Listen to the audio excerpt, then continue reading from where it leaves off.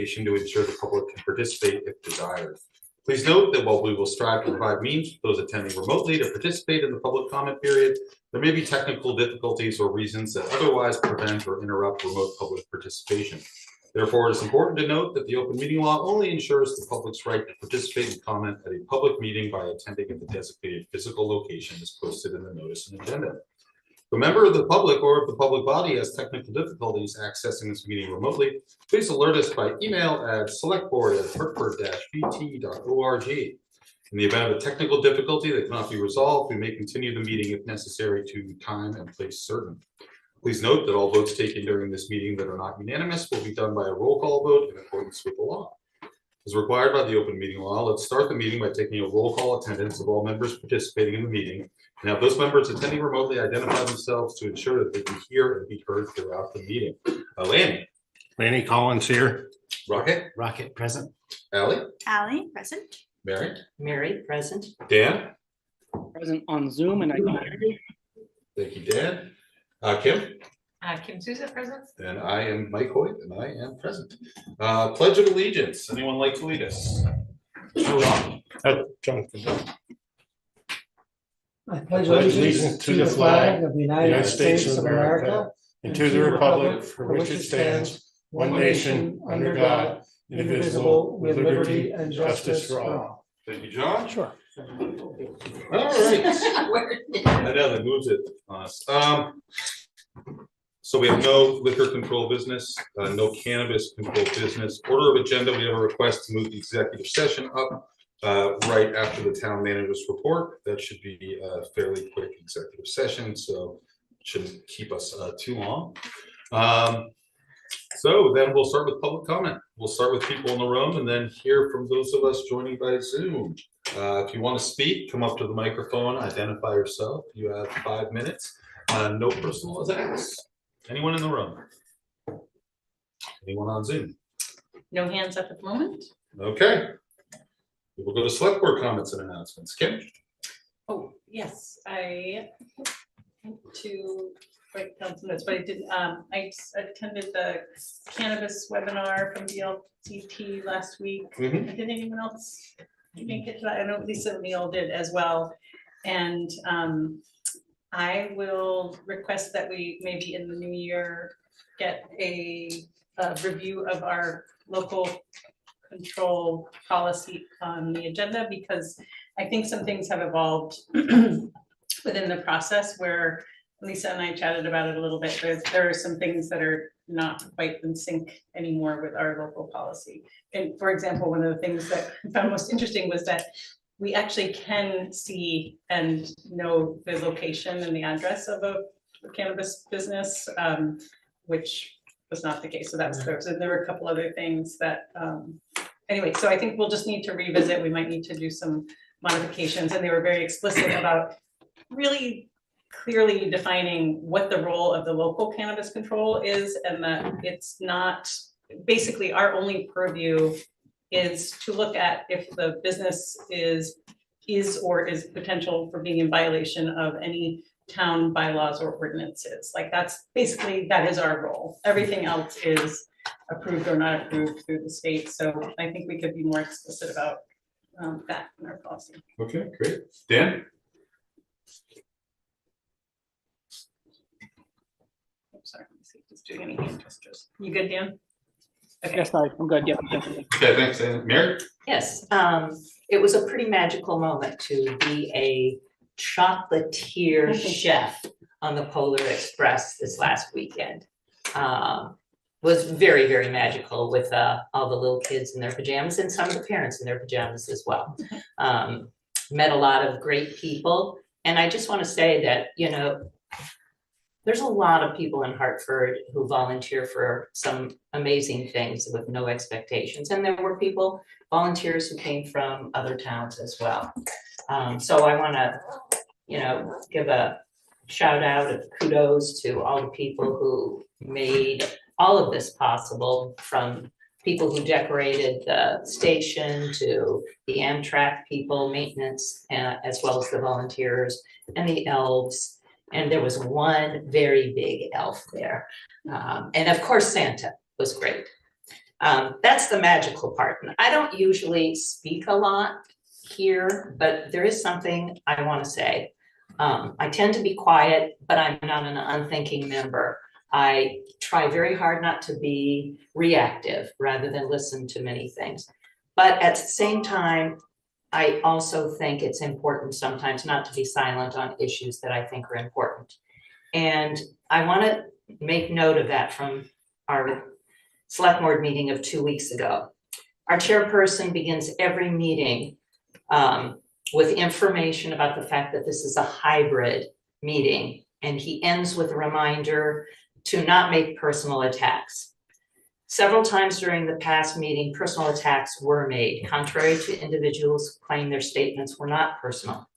When you call a person by name, that makes it personal. Dan Fraser, Kim Souza, and Mike Hoyt were named by public individuals that night.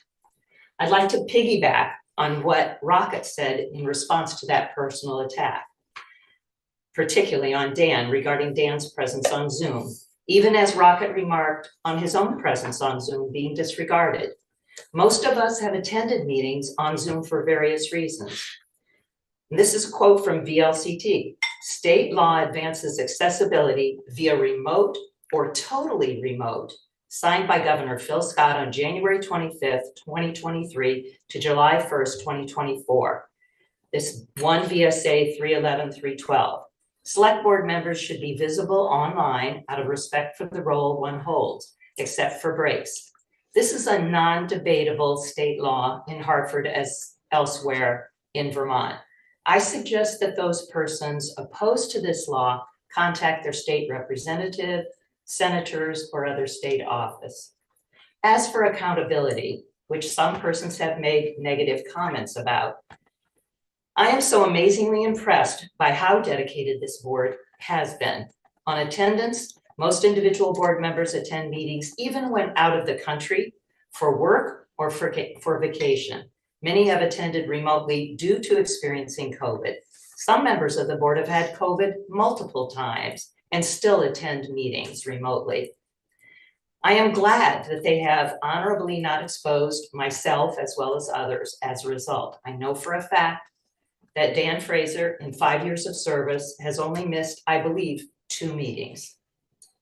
And transparency. Kim suggested at last year's town meeting, when the school board held a vote proposed by a resident for both boards to have an increase in compensation, that our board take this up at this year's budget session so that there could be public input. That's transparency. The school board at that meeting approved the increased compensation, and this school board voted to wait until now to discuss it. 9 months ago, there was a newspaper article from the Valley News that said in Hartford, don't make it personal. At that time, they were talking about us. And yes, we have made some procedural errors, but we've corrected those. So I just want to end with saying, I started even before I came on the board with a concern about comments that were personal. And here we are, over 2 years later, suffering from the same things. I just would like us to act honorably and with the respect that we all deserve, you in the public and me and my colleagues on the select board. Thank you. Thank you, Mary. Alan? Nothing for me. Rocket? A few things. Want to echo Mary about the Rotary's event, the Polar Express. I heard from a lot of community members that that was a great event, so I want to congratulate everyone who put that on. John, I've heard great things, positive feedback about you in the community, so without being too specific, I just want to pass that along, and thank you for that. Mr. Chair, I had a question which might be better addressed privately, I'm not sure, but it is also procedural to the select board. I had heard hearsay through the grapevine, so this is unverified, but that Ally was taking Dan's or the vice chair's place in agenda sending meetings. Wasn't sure if that was true or not. Don't even know if I have an opinion about it, but also just wanted to bring that up in case there was a procedural conversation that we should have or should not have. Don't know if this is the time or place. Happy to punt on that otherwise. And then the other thing is one thing I think a lot about is, so my term ends in March, and I think, constantly in debate of should I run again, should I not? Don't know. I'm still undecided. It has been an honor to serve Hartford. It does take a lot of time. We're gonna talk about that more, I'm sure, Ally, in terms of the compensation and so forth. But I did want to encourage other members of the community to think about stepping up to run, to serve, even if that does mean I run again and we compete. I think democracy thrives in competition. And if there's anyone out there that is curious about running or what it's like to be in our position, I'm more than happy to entertain that conversation and be helpful in any way that I can. One of the things that happened when I ran is that I ran nominally unopposed, on the ballot I was unopposed, which I think is actually very bad for Hartford. Now, I hope that I have honored this town by serving well and to the best of my ability, but I do think that the people of Hartford should get the elected officials and the representation that they choose, that they want, not that they're stuck with because we're running unopposed. I do think, speaking on Mary's point of civility and decorum, sometimes in the last year and a half of which I have been the perpetrator against, and I take ownership of that. But I do think that challenges there and that conflict, the national dialogue and how that's trickled down locally, all the divisiveness, the leadership turnovers, I think that has put a lot of people out of wanting to serve publicly. But I do hope that in certainly the last 6 months, the last 3, and week over week, that we are continuing to set a tone that, hey, Hartford is a great town to live in and a great town to serve. And so that I hope that we can continue that process so that there are more people who want to be involved, whether through committee, through volunteerism, or through elected office. So I want to encourage that and just open myself up to anyone that might be curious about that and wanting to have a discussion. That's it. Thanks, Rob. Thanks, sir. Landon, comments? I have a great deal that I would like to say. I'm trying to think of the correct words to use. First off, I'm going to say that I'd like to congratulate our chairman for coming up with a way to divvy up the roles of the agenda settings. Now that our vice chair is not able to make the agenda settings, he has come up with a great idea of circulating among the members of the board. Had Ally there to start with, and I'm sure it's pass on. And I've stated that I'm going to be at the next agenda setting so we can rotate it among the people on the board. Our chairman, as you well know, doesn't have the authority to just place people on there. So I think it's a great idea for him to do this, to rotate it through. And as far as what Mary said, there's a lot of things I disagree with there, but I'm going to refrain from addressing that right now.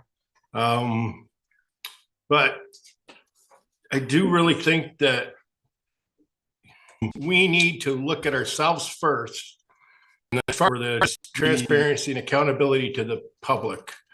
Before as far as what Mary said, fingers, there's a lot of things to agree with others that approach this board. And one of the things that we can do for transparency and accountability is to make sure that we have informed decisions that all members of the board are involved in. There's only certain powers that are granted to the chair and the vice chair. And they're not given to willy-nilly decide how they want to go about the business of the town. And we need to look inward for ourselves. That's all I have. Jay? There's a hand up now. And I didn't see it during public comment, but I just got an email to say my hand's up. All right. Well, I have no comment, so if we want to take the hand and then move on to the appointment. Okay. Go ahead, Heidi.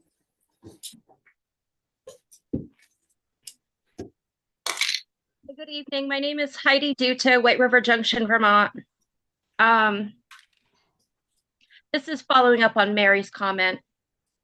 When I make comments to the board or to an individual on the board, such as Mr. Hoyt, our chair, or a backup comment to a citizen in the town of Hartford, it is because there are issues or there are corrections to be made. This is not a direct hit on an individual. This is a transparency or a issue that has been made by the board. This town is literally collapsing upon itself due to town officials not following their oath of office. There are open meeting violations. There are rules and regulation policies violated. We need to come together, not divide. I'm not sure how many more times citizens need to point this out. We're not directly violating violations. I understand Dan may have rules and regulations, policies. I myself have gone through a turmoil last year. I'm not holding Dan in violation, but I myself, after 2 weeks ago meeting, because of all the turmoil, I did go back through, because a year ago I tried to hold this board accountable for their attendance, and it is despicable what this board has not followed in their own rules and regulations. I can forward this to the board, or I can bring this up in the meeting. How would you like me to direct this, Mr. Hoyt? You've got 3 more minutes to speak. If you want to send us something by email, go right ahead. So I will actually bring this up so the actual people can see this. Mr. Hoyt, you were only absent 1 time. Congratulations. Dan has been on Zoom for 12 times and absent once. Kim's been on Zoom 3 times. Lainey's been there all the time. Rocket's been on Zoom for 4 times and absent twice. Allie's been on Zoom 3 times and absent 3 times. Mary's been on Zoom once and absent twice. So in accordance to the rules and regulations of the select board, I believe you're not supposed to be absent, and you're actually supposed to be seated within the chamber at the beginning of every single meeting. This actually does not support what you're actually supposed to be doing. And what we're trying to do is hold you accountable. We're not actually going after each individual one of you. Dan is a very smart individual, and I believe if he was seated in that room, I don't know his personal problems or his health issues. God bless him if he has problems. You need to stop with that line of comment. If he actually has problems, I bless him. I don't wish him ill will. Heidi, what I'm trying to say. This is way out of line with what you're discussing. Also, everyone on the board has the right by law to appear by Zoom. So I don't really understand what the problem is here. Unless you just want to call up and make these accusations about Dan and do stuff like that, you're wasting If you everyone's would let time. me speak, sir, I have not actually ended my conversation. You have 1 minute. Actually, I have more because you interrupted me, sir. No, you don't. You have 1 minute, and that's it. So Heidi, Excuse me. No, Allie, I'm not done speaking. Heidi? I'm done with the disrespect. Heidi, I do need to pause for a point of order, because each of us have a role, particularly the chair, but everyone in the select board has a role to maintain decorum in our meetings. And right now it is very clear that is not being respected. As Mary just stated, we deserve the same respect that we're trying to extend back to you. We would like to hear you, but you raising your voice to us in this way is not appropriate. So I would ask you kindly to take a beat and take a moment, and we can pause the clock and give you the time back you need, but we cannot be spoken to in this way. It's not acceptable. And how many times, Allie, have you yourself made accusations to me about going into encampments, videotaping and making accusations that I'm friends with people? This is, you have to address the board, Heidi, and this is really going off the rails. No, I'm done with people making accusations to individuals in this town that pay taxes, that have lived here for generations, that have done nothing but stand up for the individuals in this town. you, the select board that have been voted in, that are also not representing the entire town, are doing the wrong, not the individuals that live here. May I respond? Heidi? No, don't just. Yeah, I would like to respond. Well, This is wrong. That's This where- is then we're so moving on, wrong. 'cause This is a waste of time. It is So- not a waste of time. We are being wrongly represented by the majority of this board. May I Then respond? you can go to the ballot box. May I We respond? will, don't worry. No, We just will. don't Rocket, that's up to you. Thank you. just. Heidi, I feel like many times in the last year and a half, I've heard you out, and I hear your frustration now. I'm gonna echo what Ali said, which is that the tone and your approach right now, honestly, just sitting on this side where just the way that you're speaking, it doesn't make me feel like warm. It makes me feel defensive, you know, and it's not that you're wrong about your frustration, but the charter, as my understanding, as source attendance goes, is 70% attendance, which if you say 42 meetings, 30% of that is 12 meetings that we could be absent for. Zoom by law is not considered an absence. And, you know, I meant to call you actually after last meeting because my stepping in on behalf of Dan was not intended to be personal against you or Mike, and I did call Mike after.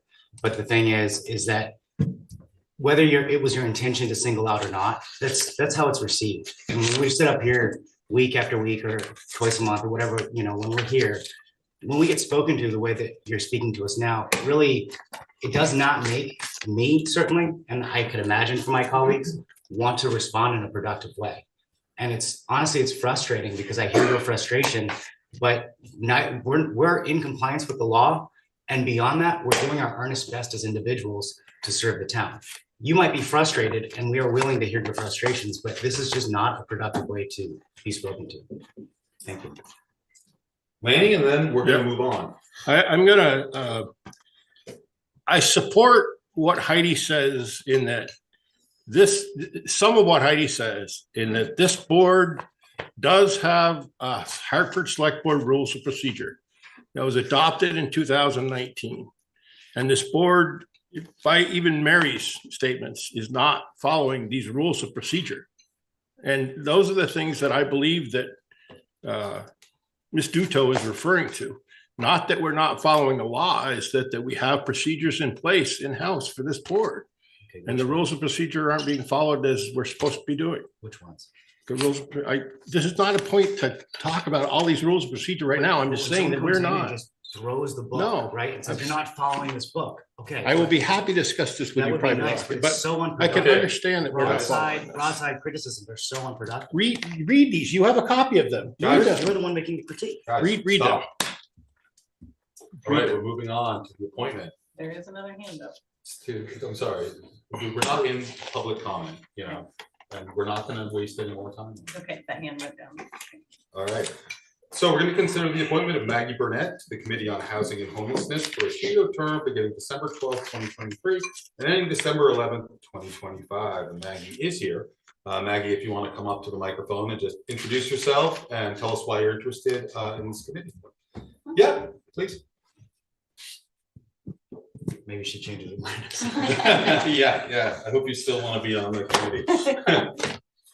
My name is Maggie Burnett, and I live at 1978 Jericho Road in Hartford. And I am interested in becoming a member of the Committee on Housing and Homelessness.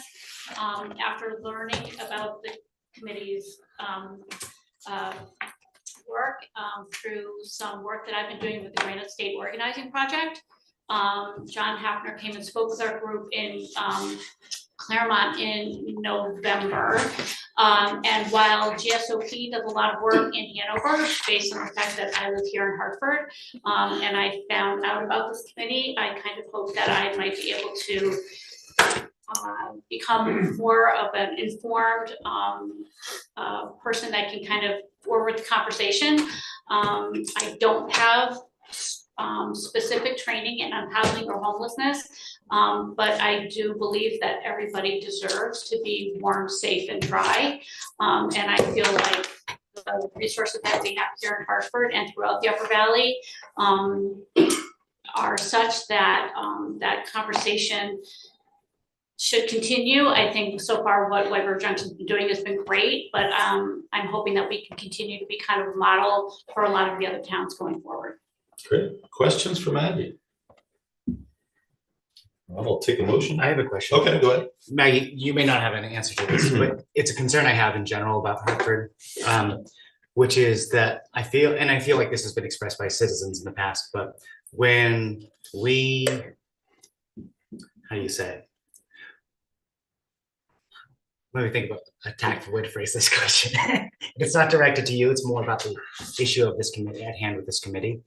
How do you see the balance between Hartford serving its citizens and the people who are in and within Hartford and the distribution of responsibility to neighboring communities? So I guess my feeling is that I think what's happening in Hartford right now, to my knowledge, and that's part of why I want to get on this committee, is to have more knowledge about that and be able to have the facts and figures behind what I believe.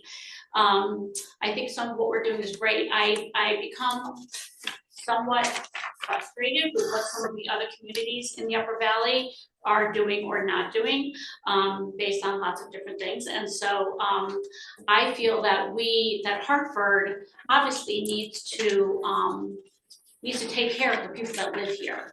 But I also believe that the Upper Valley has a lot of give and take between Vermont and New Hampshire and other towns in Vermont. And I feel like, based on transportation and locations and things like that, that what's good for Hartford may not be best for Norwich or Hanover or Lyme, wherever. But I think if the conversations can stay open and be people that are working in the area are informed by it, that what's happening in Hartford can benefit some of the other towns, and I think that's great. Thanks, Mr. Chairman. I'm going to make a motion. Any other questions? Okay, go ahead. Mr. Chair, I move that we appoint Maggie Burnett to the Committee on Housing Homelessness for a 2-year term beginning December 12th, 2023 and ending December 11th, 2025. Okay, we have a motion from Rocket. Do we have a second? No, go ahead, Al. I'll second. Ali will second. Any discussion? Thank you for your service. Manny? Will this fill the board? The committee, there's will be one spot remaining after this. Okay. Any other discussion? All right, call the vote. Manny? Aye. Rocket? Aye. Ali? Aye. Mary? Aye. Dan? Aye. Kim? Aye. And I will vote aye. Thank you very much, Maggie, for coming in. Thank you and good luck. This was your first board meeting. It was probably an exciting one. All right, so we were going to move the executive session up before we get to the board reports. It won't take very long, so people in the audience, this shouldn't take all that long. We've got 2 motions we need to go into executive session. So We're gonna do town manager report. do you want to? Oh, I'm sorry. Yeah, why don't I do that? Town manager's report, then we'll do executive. I'll be brief. Thank you. Since my last report, I've met with the Norwich Town Manager, met with Mark Bradley and staff and seniors at the Bugby Center, and met with the CEO of Mascoma Bank, who has quite a lot of knowledge about economic activity in the region. The Select Board will conduct another budget wrap-up session here Thursday, December 14th. Another budget session is currently scheduled to take place Tuesday, the 19th, ideally to finalize the budget, but there are other dates available if needed. Looking through the SIGACs along with you, ladies and gentlemen, on the Select Board. I will get to a couple of things I wanted to highlight. First, Parks and Recs point out that they're heavily involved now with holiday programming, and these programs have been organized and promoted. Coloring contest, letters to Santa, and Light Up Hartford. Check out www.hartfordrec.com for further details and information. Scott Hausler also pointed out how successful he felt that work with the Rotary Club's Polar Express event was. So he's echoing some of you folks. The department is overseeing the repainting of several first floor rooms here at the town office building. You may have noticed some of their paints and supplies. This happens about 8 years after the last set of painting contractors were here. Valley View Painters expects to finish their work in another week or so. Dana reports that the contract for Bugby Senior Center to get a Tesla power wall installed through Green Mountain Power's program has been executed. This will allow Bugby, which is used at times as an emergency heating and cooling center, to operate when the grid is down. Bugby had heat pumps installed at the end of 2021. So in addition to keeping the lights on, the Tesla power wall will allow heat pumps to continue heating and cooling during blackouts. Norwich Solar has sent a letter to the town notifying it that it intends to submit an application to the Public Utilities Commission for approval of a 500 kilowatt solar array on Brayley Drive. That application will be filed on or about January 15th. This is the required 45-day notification of intent to submit an application. During this period, anyone can express their concerns directly to the Public Utilities Commission. Once they submit their application on January 15th, they will provide the town of Hartford a copy of their application, which will contain all of the required information, including studies on runoff, impacts on wildlife and natural resources, and site plans. At this point, there will be an additional 30-day comment period. The planning department points out that downtown South Main Street parking lot reconstruction has reached a new milestone. Working with DPW, they've reopened the parking lot and closed the temporary parking spaces. Final paving, striping, and lighting upgrades will be completed next spring. And the planning department appreciates the generosity of the following property owners for providing temporary parking during construction: Consolidated Communications, St. Paul Church, Tip Top Building, and the state of Vermont. Lori also points out in her SIGAX that they held Planning Commission public hearing on December 14th for 4 applications related to the proposed housing project. I'm sorry, December 4th. For 4 applications related to the proposed housing project off Sykes Mountain Avenue. And they've reviewed the Gate Street housing project with Design Review Committee on December 7th. That's it. Any questions for Dawn?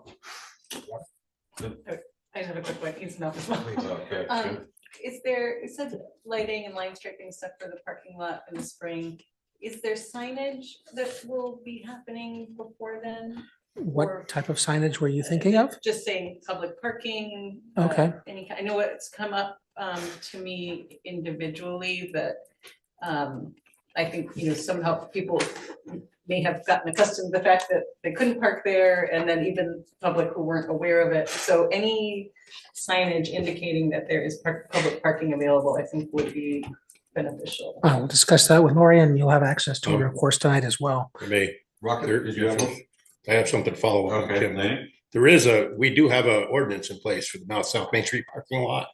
Those signs at a minimum should be put back up there. Those are up, no, I just drove through it the other day. Okay. And those are up for like. At a minimum, those should be there. So- By the way, I neglected to point out that I had an interaction over the email with Tom DeBalzi. I was asking about what their plans and budgets are looking like, and he basically said that they're a little bit behind their usual schedule for putting the budget together. They're looking at issues of change from the state government, but they're considering a bond for the board to consider. That will be discussed Wednesday night, as will their first budget-related school board meeting. They're now unsure whether the facilities committee, which includes 2 board members, will support a bond. So that's still to be determined. Yeah, actually, so a comment on that. I was thinking about, we got an email from Gail about our bond capacity and debt capacity. And I was actually thinking about how last meeting, at our budget meeting, I was advocating for using our unassigned fund of 3 million plus towards amortizing our current, or fighting into the current next budget year, $2 million of. And I was actually thinking it might make more sense in some respects to actually allocate that towards accelerated debt payments. I'm not sure. We might have to see if we can do that with the payoff schedules. The reason of that being, a lot of that money is sitting in a bank account getting 0.5% or 2, or whatever, 1%. And we might be paying up to 4% or whatever on some of this long-term debt. So it might actually make a lot of sense to do that. it would then mean that we need to find more to cut out of our budget to keep tax rate increase minimal.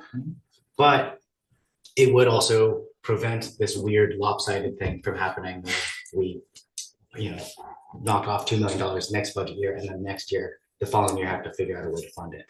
So it might make sense to do that. So I was just thinking about that with that capacity.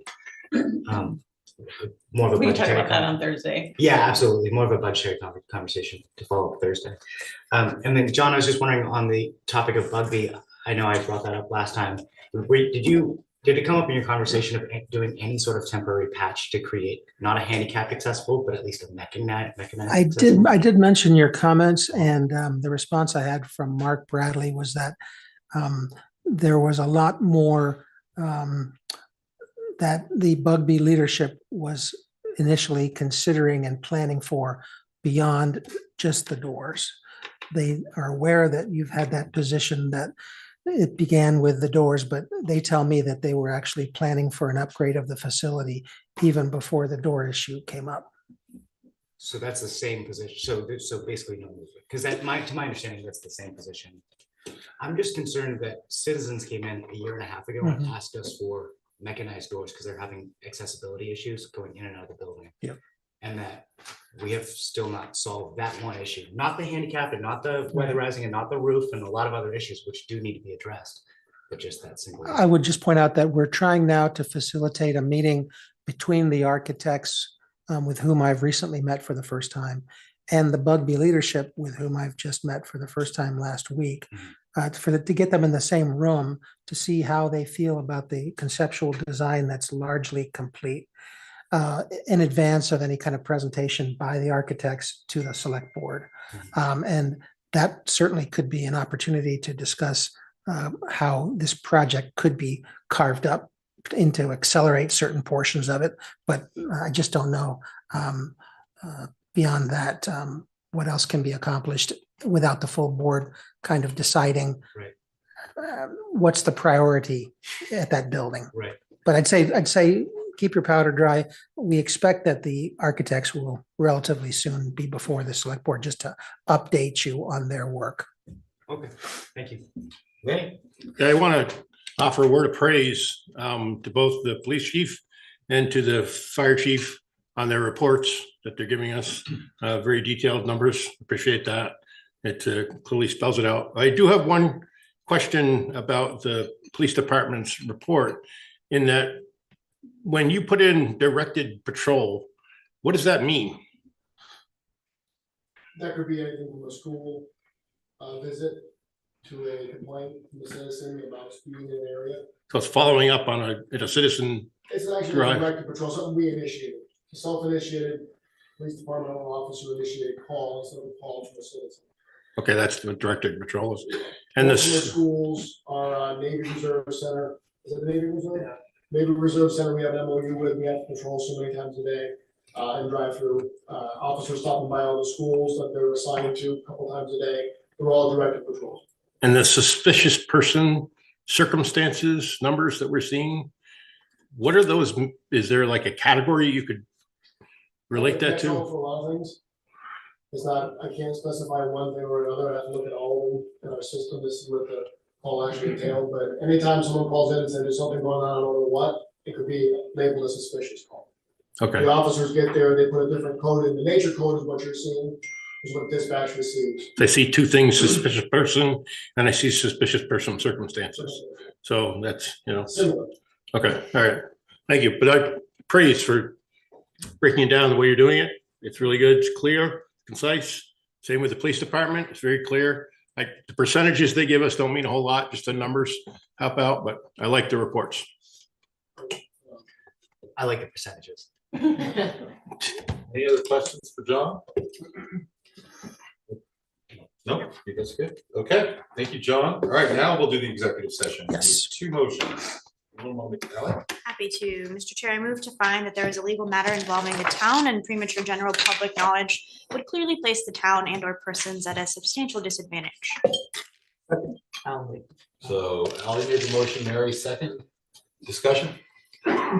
All those in favor say aye. Aye. So that should be Yeah, unanimous. And then we have the second motion. Sure. Mr. Chair, I move that we go into executive session to discuss pending civil litigation and attorney-client communications made for the purpose of providing professional legal services as set forth in V.S.A. section 313A 1E and F. I'll second that. We have a second from Mary. Any discussion? All those in favor say aye. Aye. Okay, and we'll go into executive session. Quick. I've been not rude, but I've been in touch with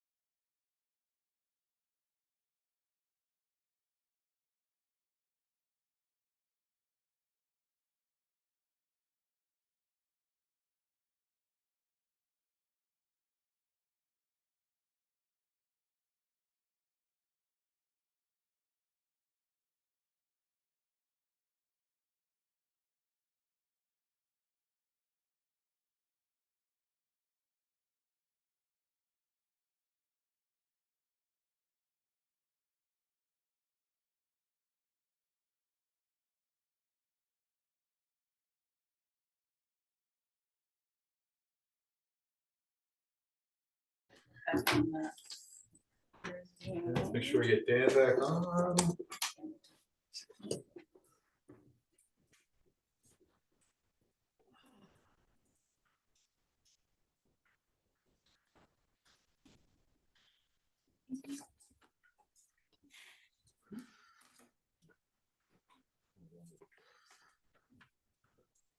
I'll make the motion to come out of executive session.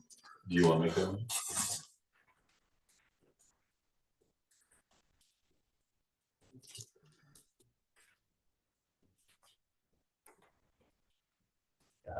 It's going updates. It might take me a second.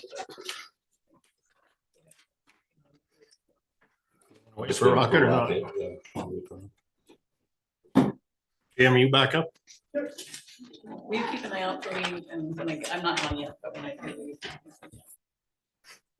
All right, I'll take a motion to come out of executive. Mr. Chairman, I make a motion that we exit executive session. Second.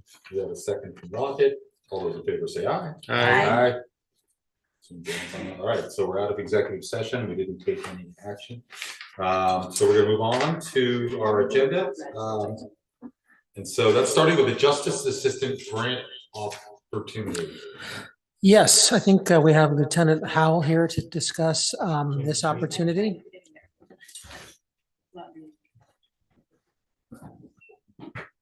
You turn your volume on again. Have we resolved that? All set? Yeah, I think so. All right, yeah, so we, the last 2 years, I have applied for a grant through the Office of Justice Programs. It's a JAG grant. Last year was what we purchased, the funds were like 12,000, purchased the speed card with. This year we reapplied for that grant, and we were awarded that grant in the amount of like 14,400. The previous form was signed by Tracy. Yeah. And then, so this form I forwarded to the town manager. He read through part of that form, and it indicates that's going to be reviewed by the select board of the city council. Okay. Questions? So, yeah, but basically just the paragraph 3 says that the board should be made aware of it, should review it, and he's identified what he's looking for, so. Okay. Questions on this? So what do we We have an do? attached motion. There is not, I have actually some language. You say review it. What do we do after that? In fairness, Tracy signed it I don't know if it got presented when she had signed it the last time. So we could make a motion To authorize the town manager to sign off on the application form. And So moved. make the necessary certification of assurances. So moved. Friendly amendment. John, is it an application or we've already? No, it's been applied, it's been awarded. It's a statement of certification. So just to accept it, basically? It's been accepted, it's more a form that JAG requires as completed by the town government. Okay, so signature of So we certification. should have a motion to direct John to sign Yeah, so moved. the form. To sign what form? Yeah, Certifications and assurances by the chief executive of the applicant government. Okay. How much is coming from this grant? We were awarded 14,500. I read it somewhere, but I can't find it again real Or, quick. sorry, I think it's actually 14,400. I just didn't have it in front of me. okay. Someone want to make that motion? I did. Well, I said, can I Well, go a second say it out yours, loud? any- Yes. Good. Yes, please. Mr. Chair, I move that the select board direct the town manager to sign the certification and assurances as the chief executive officer of the town government. We have a second. I will second. We have a second from Alan. Any discussion? Do we want to specify what document for the JAG grant or To something like that? Sign the certification and assurances of the JAG burn grant. It's the 2023 JAG grant. Burn Memorial Justice. Friendly amendment accepted. Accepted. Comment? Yes. Great job getting grants. Between the two of us. Awesome. Thank you. Okay, and Ally seconded, did we vote? We're voting now. All those in favor, say aye. Aye. Aye. Any opposed? Francis, yes. Okay, thank you. Next item, police canine fundraising proposal. Yeah, I also have Eric here with me, no dozer. Yeah. It would sell it much more if you had the dog with you. My daughter would have died had I taken him away during that time. So we're looking to fundraise to kind of gain funds to support a second canine for the police department. Currently, dozers is a single purpose canine. He only does drugs. He doesn't do drugs. Well, I don't know. Training. He's trained, yes, thank you. So we're looking to fundraise funds to support another, to go through the process of purchasing, training, equipping a handler. That would be a dual purpose canine for the police department. I think in the whole packet, we list kind of the costs. The cost for a high quality canine is around $8,500. We did some rough number. Food is about $1,200. Veterinary bills are about $600. Canine care is about $7,200 a year. Canine uniforms can be $1,000, which is just extra uniforms because they get worn out a lot faster. Yeah. And the big ticket item, which would just be if those funds were, if we could raise funds, are obviously a canine specific cruiser. For us, our realistic goals for this is to try to raise around $20,000 to pay for everything but the cruiser for the for a year, basically. A lot of those numbers, the food, the vet bills, the canine care, and the are all numbers that we have internally and from the state police. These are the numbers that they typically pay during the course of the year. Okay. And so you're just asking us to approve your guys' fundraising, we're just asking right? if we can fundraise to try to build this program. Questions? Any? So is there still the intent to have two dogs? I mean, you're not retiring Dozer immediately. He's turning 9 in January. He's probably got a couple years left. And at that point, are you going to replace Dozer with another Dozer too, or? I won't be taking another handler spot. It'll be it'll go over to the patrol dog and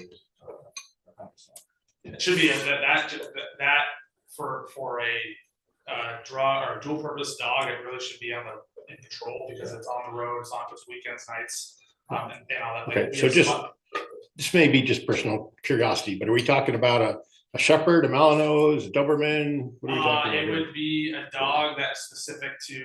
It's probably a Shepherd Mallee type of breed. It's not going to be necessarily a black lab. Okay. Yeah. And for very specific reasons, just because of their temperament and their drive. Right. Gotcha.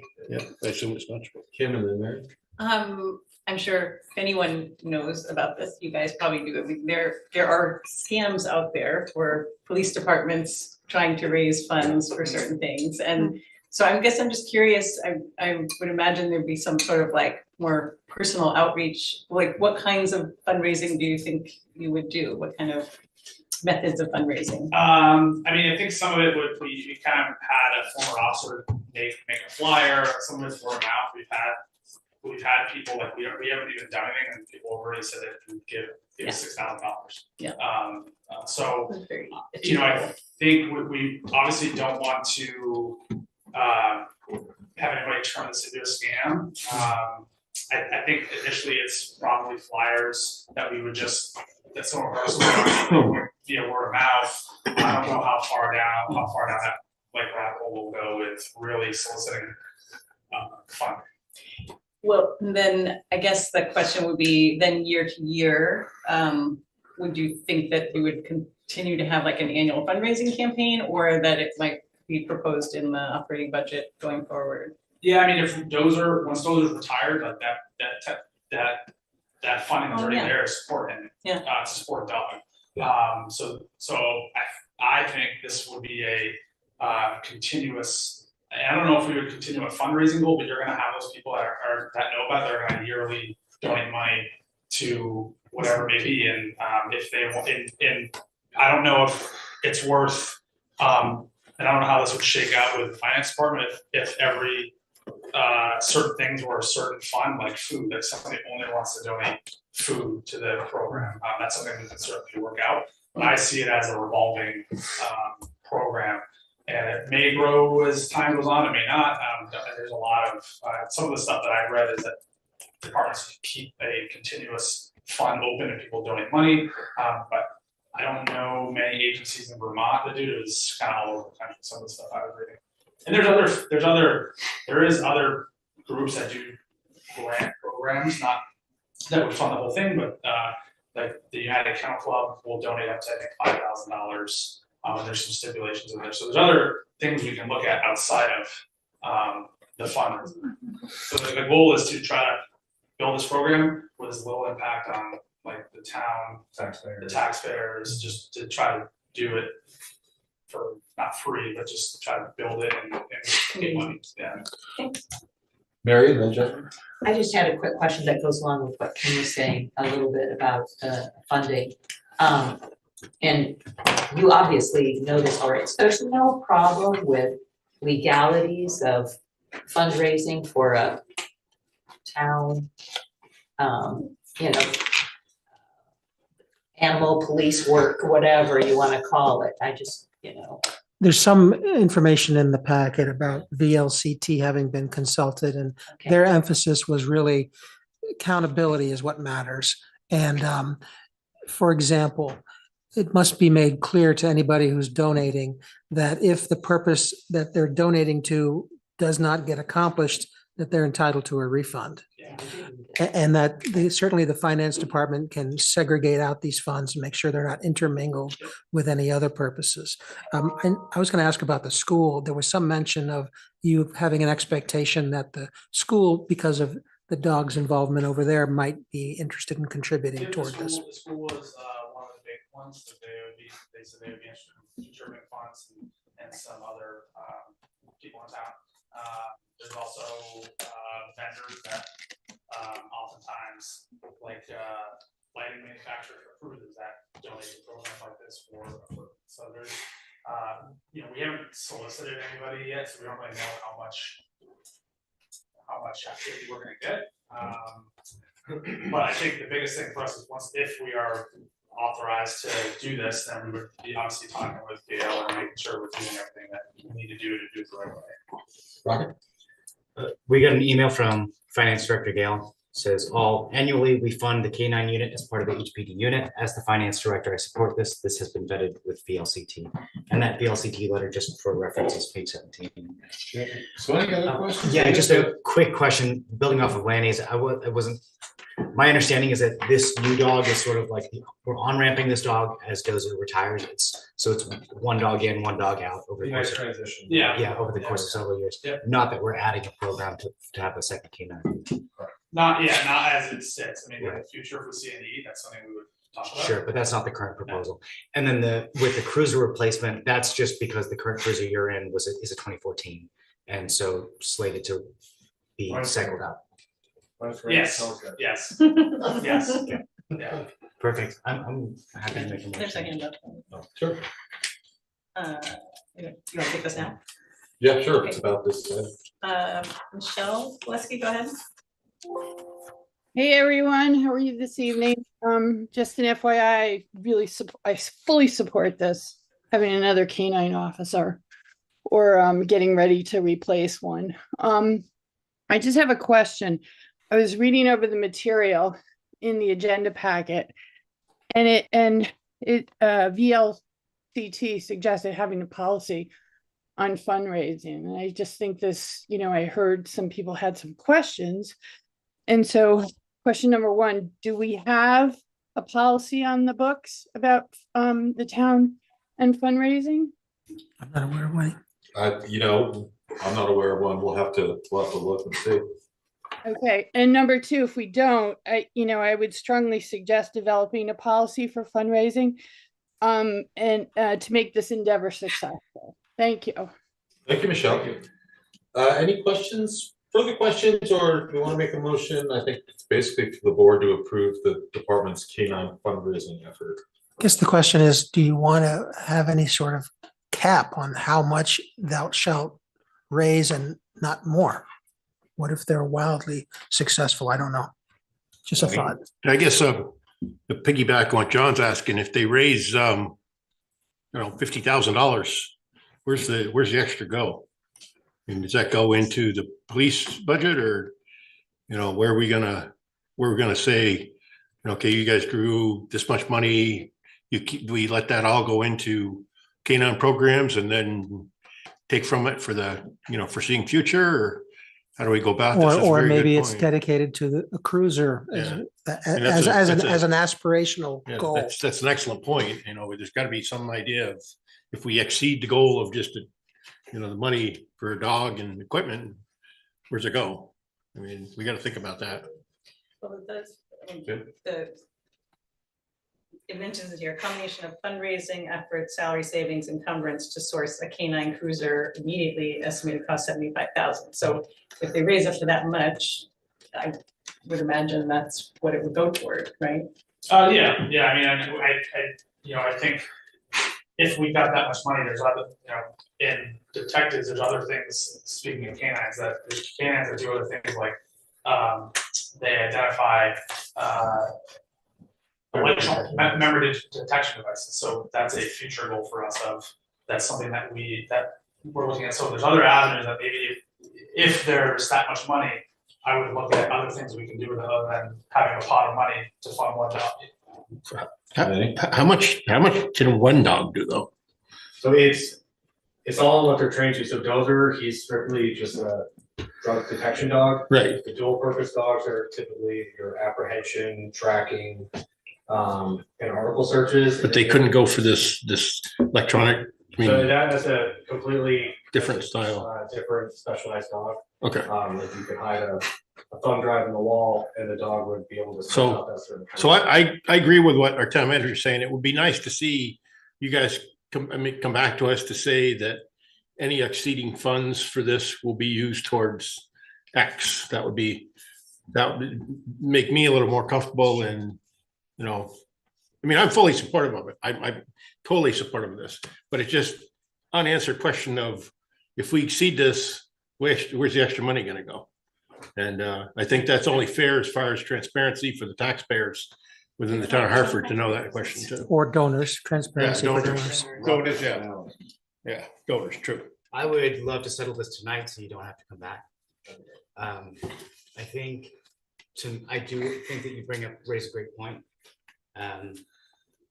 Is there a number that you guys feel you've raised the sort of the $20,000 figure that seems to cover the $8,500 dog costs, training costs, first year food, uniform, so forth? Do you feel like $20,000 as a cap is sufficient? Or No, the one thing I thought it was in the packet, but the VA police, I don't know if you saw this in there, the VA police did a fundraising program to build their whole program, and they raised $50,000, and they built their whole program off donations at the VA here. So, but I don't know the answer. I mean, I think $20,000 gets us to a point where we can get another canine without having to take current funds out of the budget or whatever. We can certainly say anything over $20,000 or $25,000 will go towards a cruiser, and then from that $25,000 to the cost of a cruiser, after that it can be whatever. I think the cap would probably be $95,000 to do a cruiser and the dog and all the extra stuff. It looks like Gail said the funds would be dedicated specifically to the K-9. I was gonna say trust fund. Yeah. Kim? Oh, unless Ally, you had That was exactly what I was gonna say, and that, yeah, any excess funds could, as long as it was just communicated transparently, like excess would go to the K-9 unit and just folks know that that's a possibility, that would be great. Yeah. And I think that this just also exemplifies the fact that we don't have a fundraising policy, and so I would say, like, do we even have to formally do a motion to support this? I think it makes sense. That way they can go to donors and say this has been endorsed by the select board. Anyway, I don't know, like, who needs to take the lead on establishing this policy. Maybe HPD wants to take a stab at creating a policy that you would adhere to for this particular program. Well, we would make a policy we apply to deposit just solely about this department. Yeah. Fundraising. I mean, that'd be a good start, and then maybe we can use that to work off of for the rest of the Yeah, town. yeah. I don't think anybody's gonna vote against this. See, I don't know if I agree with it because if we can come up with a amicable, productive solution here, then that works, No, right? yes, The one yes, date, and. I do think having policies and procedures makes sense. It's fair, it's equitable, it's transparent. I think there's a lot of good reasons for it. I think there are also, like we had some discussion about during public comment, select board comment. If you have too many policies and it gets to be a warrant of it and no one has kept track of it and it's not being implemented, it just becomes a trip up more than allowing for a case by case solution. I don't see this as a particular problem for the select board or for the police department or for the public for that matter in this case. So So this is the- more theoretical for another time. maybe. The matter before us Sure. is whether we approve of So- the police conducting fundraising So activities. on that note, if I can finish just back to this, I would be fine with there being sort of an open-ended fundraising, so long as what Gail is saying is it's dedicated to the K-9 unit and it's communicated as such. I don't really see there, at this point, I don't see there being a need for a cap. I could also see, maybe you could say hypothetically, wow, the HPD has raised $2 million out of the community. Maybe we should be, I don't know, but I kind of see that as being, so long as it's all being transparently done, like this is not taxpayer money, this is private donor money. And I think they should be allowed and enabled to support our department to the whatever extent they wish. So I think for me, as long as we're clear about the poster's a little scary. I don't know if it's just because it's a black and white image. It's But- around there. Which all we have is black with the silhouette of the dog. It's right? weird. But so long as it's transparently communicated and done with integrity, which I'm sure it will be, and donors know what they're donating to, I don't see any reason why we should prohibitively stop people from doing that. I'll take a motion. Mr. Chair, I move that the select board support the efforts of the Hartford Police Department and their fundraising efforts toward the K-9 unit. I'll second. The second from Al, any discussion? Good luck. All right, I'll call the roll, Annie. Aye. Right, Aye. Ally, Aye. Mary, Aye. Dan, Kim, Aye. and I will vote aye. All right, thanks, guys. Thank you so much. Appreciate Have a it. good night. And by the way, it doesn't mean we can't develop a policy as well. Exactly. Right. Who seconded that? Me. Ally, All right, so now we're going to review the revaluation proposal. We've got Rick Vincent here. Rick, we'll start, whichever you prefer, over there is fine, and we'll let you just sort of take the lead. Sure. dragging wires here.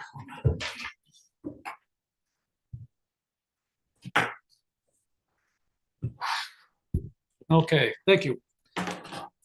So as you know, we've been preparing for the 2025 townwide reappraisal, revaluation. So I'll probably use both terms back and forth in my presentation.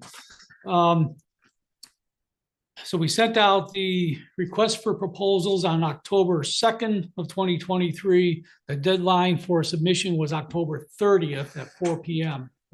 2023. We received 2 proposals in a timely fashion. We did receive a third proposal, but it came in after the deadline, so we couldn't consider that proposal. So the one of the 2 bids was from, or 2 proposals was from Vision Government Solutions, and their proposed cost was $228,000. The second proposal was from Tyler Technologies at $590,000. So it was a wide difference in the proposals. So reading through the proposals, I found that Vision had recommended or proposed what they called a hybrid process, where they would look at some properties physically, physically visit the property, but the vast majority of the properties would be inspected by review of aerial imagery. So what I did is I asked Tyler to give a similar proposal.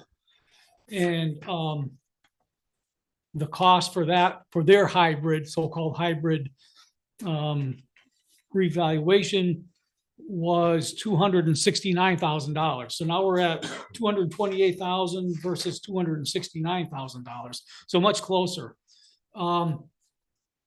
There are still some differences, and I don't think you want me to bore you with all the differences. I did put most of the differences on the spreadsheet at the back of the presentation. There are a couple of differences that stand out. Oh, and I want to just mention that I didn't provide the actual proposals to you because these are the proposals. So I would have been inundated with We're trying to use paperwork. some discretion here. They are available if you want to review them. I have them in my office.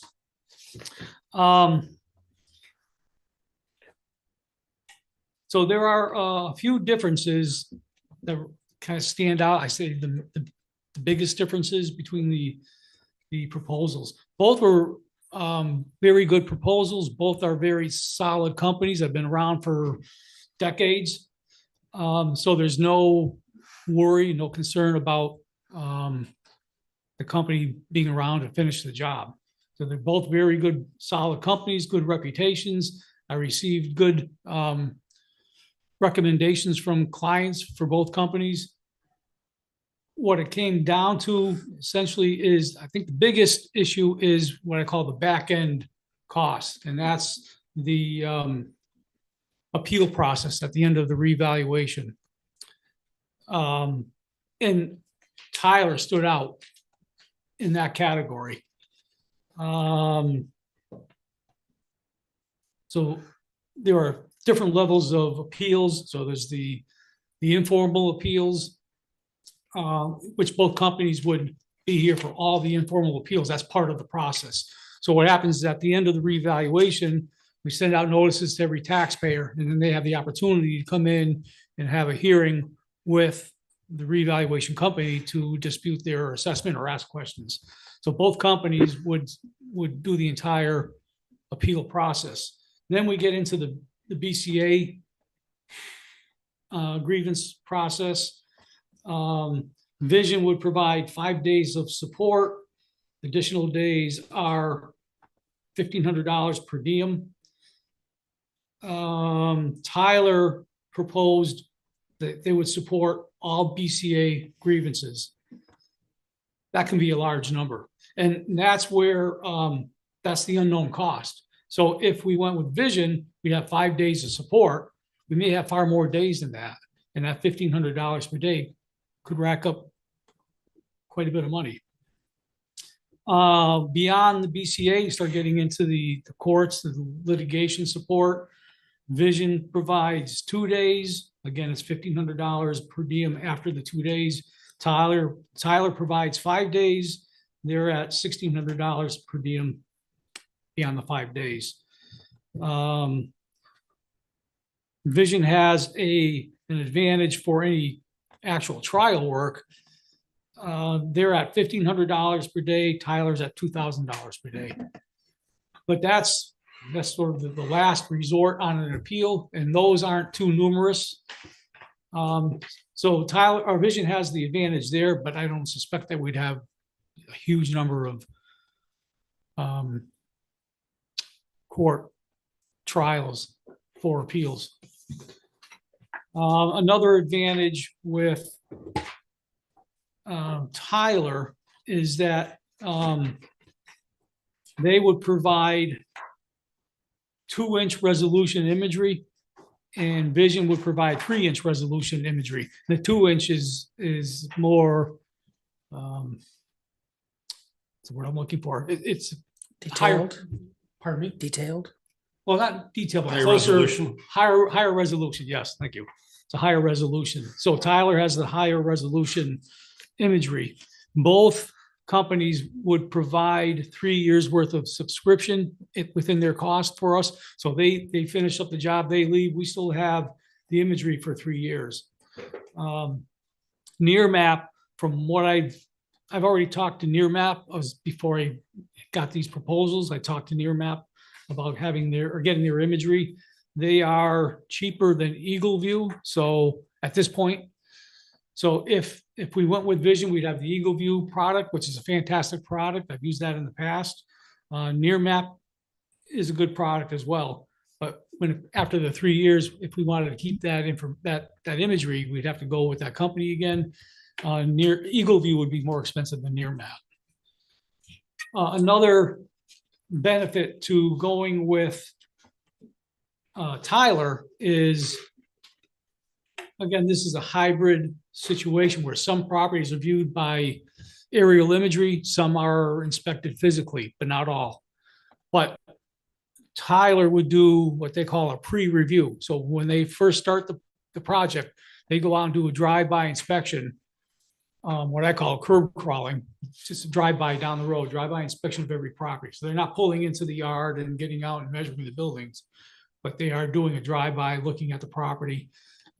Typically what happens, I didn't ask them about this, but typically what happens if they're driving by and they see a major issue, something mismeasured or not on the card that should be on the card, that we're missing a building, I would suspect that they would get out and pick up that building or make those corrections.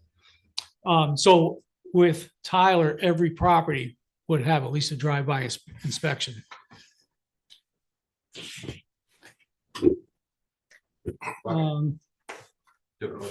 I do. Right. Sorry. Yeah, just if you want to finish up that. No, go ahead. I feel like this was answered before and I've forgotten the answer.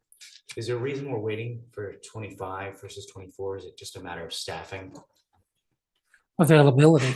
Yeah. Well, yeah, that's, yeah. So neither of these were able to compete on delivery time.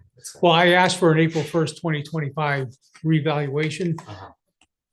The state had told us that we need to do a reval in 2025. So that gives us time to get it done.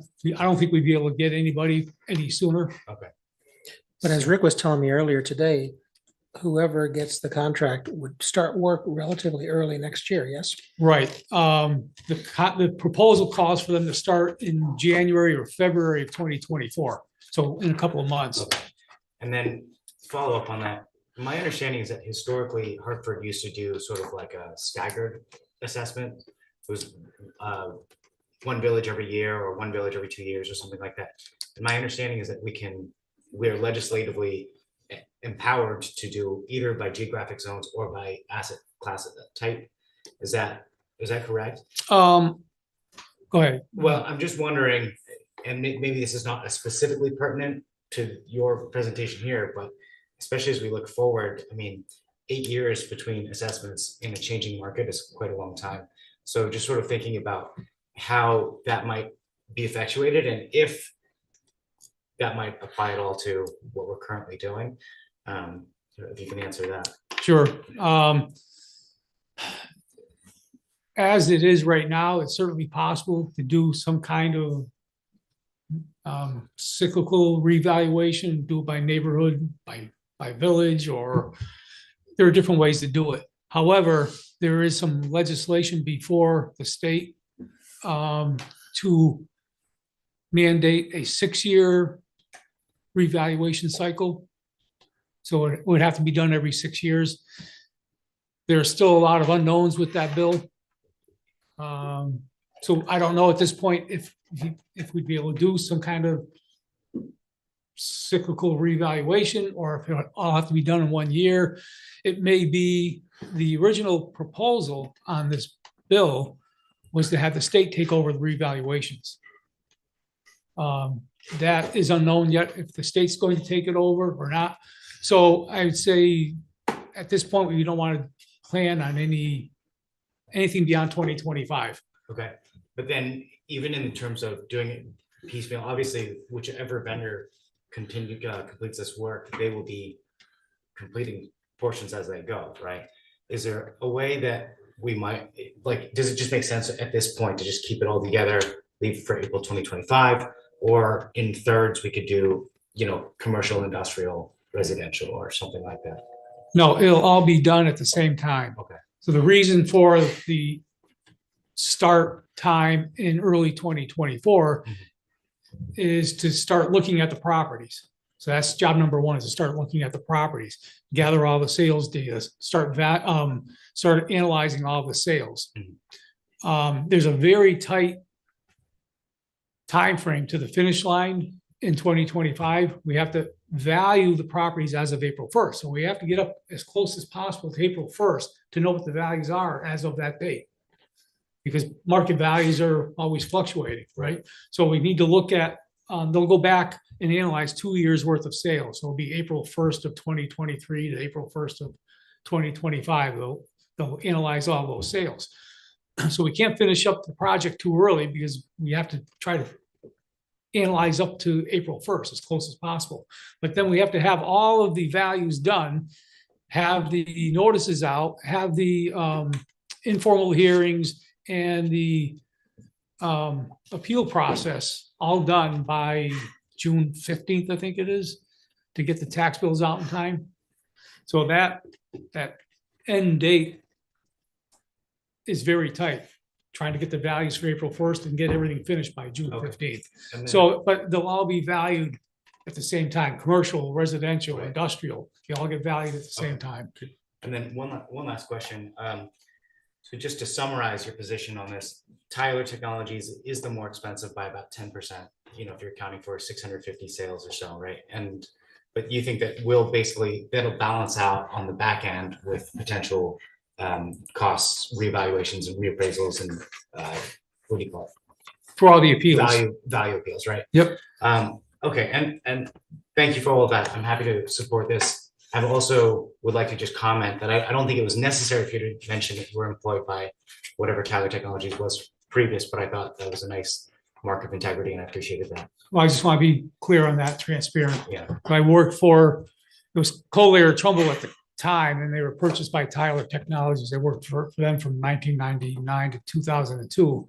However, the current employees weren't there when I worked. It doesn't sound like a conflict of interest, but I thought it was nice information to have and a nice reflection of you that was in our packet. So. Okay. Yeah, so I'm much more concerned about the question in front of us here. And regarding that, my concern is that we're going to have boots on the ground and actual do physical examinations of these properties. And drive-bys doesn't sound to me like it's the answer. So who is going to get out there and actually do physical visits to these locations and see the number of buildings and the size of the buildings? And I realize that you can't gain entry, but by law, we're required to have these people at least look at the outside of buildings. Right. So what company is going to be more beneficial to get us the boots on the ground to look at buildings? Because a drone in the sky is not going to give you a view of how well a building is constructed or, worthiness of a building. Right. So which one's going to provide better coverage for the town in terms of that? Tyler, because they will be doing that, what they call the pre-review, which is the drive-by inspection of every property. The drive-by does not cut it. You need to get out of your vehicle and walk up and look at a building. That's the point I'm getting at. Respectfully, I would trust our assessor's recommendation then, who's actually. You said drive-by is not drive-by is just that, what he can see from the If road. I could finish, what I'm suggesting is that we trust the expertise of folks who would actually be involved in the process and know how these work. And anyway, I appreciate you giving your take. Well, the answer to your question, Thank you, Ally, but the answer, Lanny, to your question is if you want every property visited, boots on the ground, every parcel in town, it's $590,000. And as of October 31st, we have $352,348.88 to cover this project and also some specialized work that needs to be done as well on utilities and things of that nature. Right. The Thank you for state, answering the question. the state does give us $48,000 and change each year to supplement what we've got on hand. Okay. Thank you. That was my question, was the reserve amount. So is it possible that any of the excess amounts in reserve could be used for some of those, if there are those supplemental appeal fees, could those be applied toward that? Yes. Okay. So say we do even end up having to go to trial with 1 or 2 properties or something like that, those funds could be used for part of that. Yes. Thanks. Rick, anything else? Yeah, there was something else I wanted to bring up. Okay. Just while you're looking, Rick, I want to also just appreciate tremendously, like you not just giving us the full proposals to digest, but you broke it down in such a way that was much easier to understand, and I just wanna thank you for that. I echo that. So you have three choices. You have the $590,000 for the full measure and list revaluation, or the hybrid approaches at the 228,000 and 269,000. On the hybrids, that had been discussed when I was in New Hampshire. That had been discussed for a while, whether we should go with hybrid revaluations. And that became a reality during COVID because we weren't doing any inspections at all, or very few. If the property owner wanted us to come out, then we would go out to the property, but those are very few. With the modern aerial imagery, I think you've all seen the old black and white aerial imagery that assessors have had for years. And they're very grainy and very long distance views. The modern aerial imagery is very clear, very high resolution. You can really see the properties well. So I'm confident between the review of the aerial imagery photos and the drive-bys that Tyler proposes, we'll have a very good idea of the condition of the properties. Yeah. If you say one of the, say properties that had the aerial photos and not a physical inspection came in with an informal appeal and said, no, come look at my property, I mean, that would be part of the regular process, right? Right. So say if you did an aerial of John's home and he said, oh, that doesn't look right to me, then you could go do a personal, that would be part of that whole package as well. Right. Well, that would be an additional cost. Okay. And we should have sufficient funds in the 300 and some odd thousand that we have already. There should be sufficient funds to handle that. And that's another advantage with Tyler is their cost per parcel inspection. I think it's $20. I think where it is. I think it's $20 per parcel for additional inspections. And Vision was $45 for residential and $60 for commercial. So if we do need to look at more properties, there's some savings with Tyler to do that. Okay. Ally? I will make a motion unless, Mr. Chair, I move that we select Tyler Technologies using the hybrid services at $269,000 for the 2025 reappraisal project. Second. I'll second the We motion. have a second from Mary. Discussion? Just thank you again. I felt like this is a field that I'm not particularly well versed on, but I thought it was laid out in a really clear way to help understand what the options are. So appreciate it. You're welcome. Okay. I'll call the vote. Lanny? Aye. Rocket? Aye. Ally? Aye. Mary? Aye. Dan? Aye. Kim? Aye. And I will vote aye.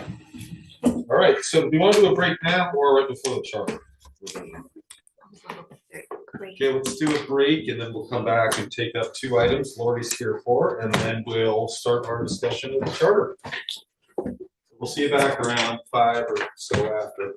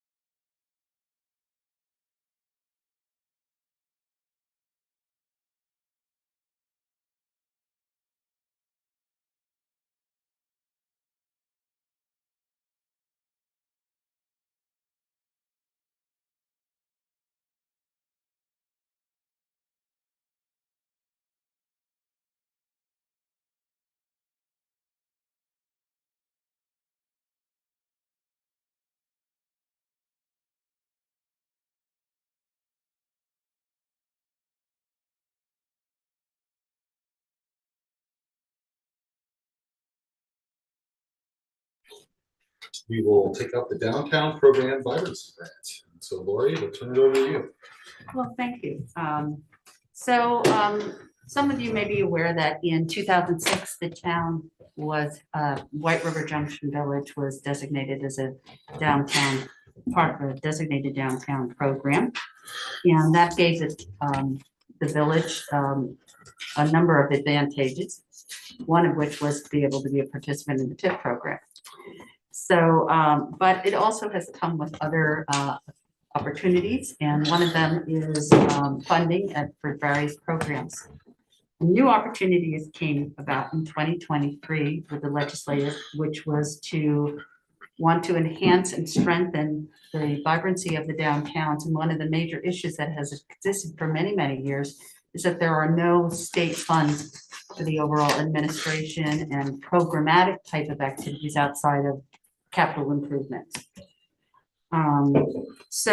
This is actually a really breakthrough, and the organization was established of a nonprofit working on behalf of the downtowns, and they were successful in getting $25,000 put aside for each downtown.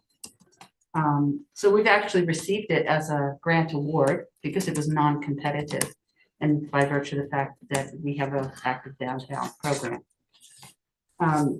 Part of that requirement is that it goes to our designated downtown organization, which the town has had one that's very active for many years, and that's the Hartford Development Corporation. But it's been in somewhat of a recessed position for the last few years. That's not to say that we aren't doing a lot of stuff that we would normally do anyway, because we have a very active business and property owner community in the downtown. The focus of the downtown organization for many years has been putting together the revitalization plan and then working on prioritizing and putting it together, which became the basis of our TIP district plan.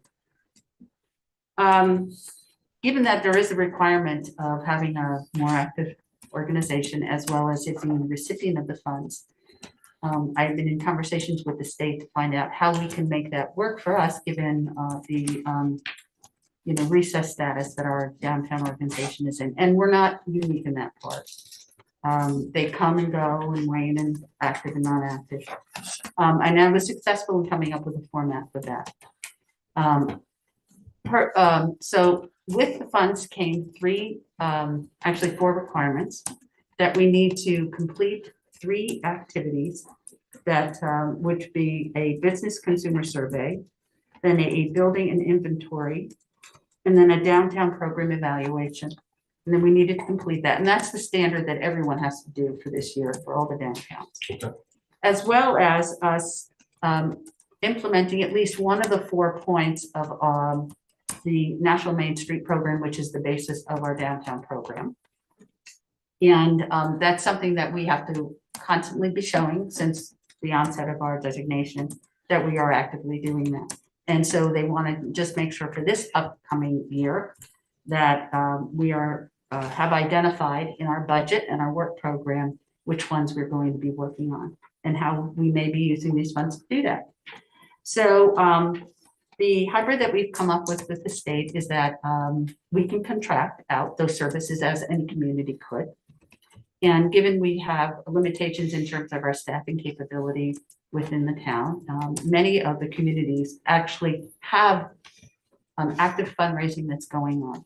Our downtown businesses, I think, have decided in the long term that their time would be best spent on doing it for particular activities rather than for administrative costs. So this is very helpful to us as it is for as other communities. We are proposing that Two Rivers work with us as well as Green Mountain Economic Development Corporation and 2 separate contracts to help us do the implementation of the activities for this coming year. There's a work program in the documents that I provided to you, which detail how we would go about doing that, what the activities would be.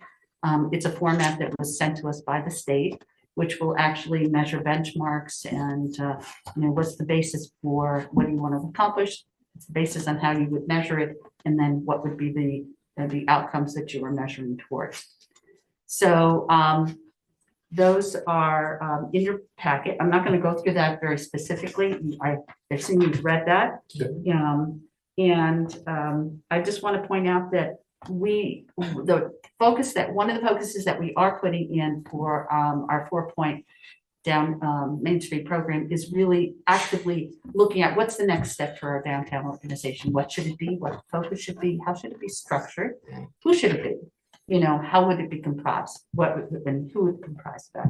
And so we're going to be engaging as part of this process with the businesses, the property owners, interested parties, anyone who wants to be part of that conversation.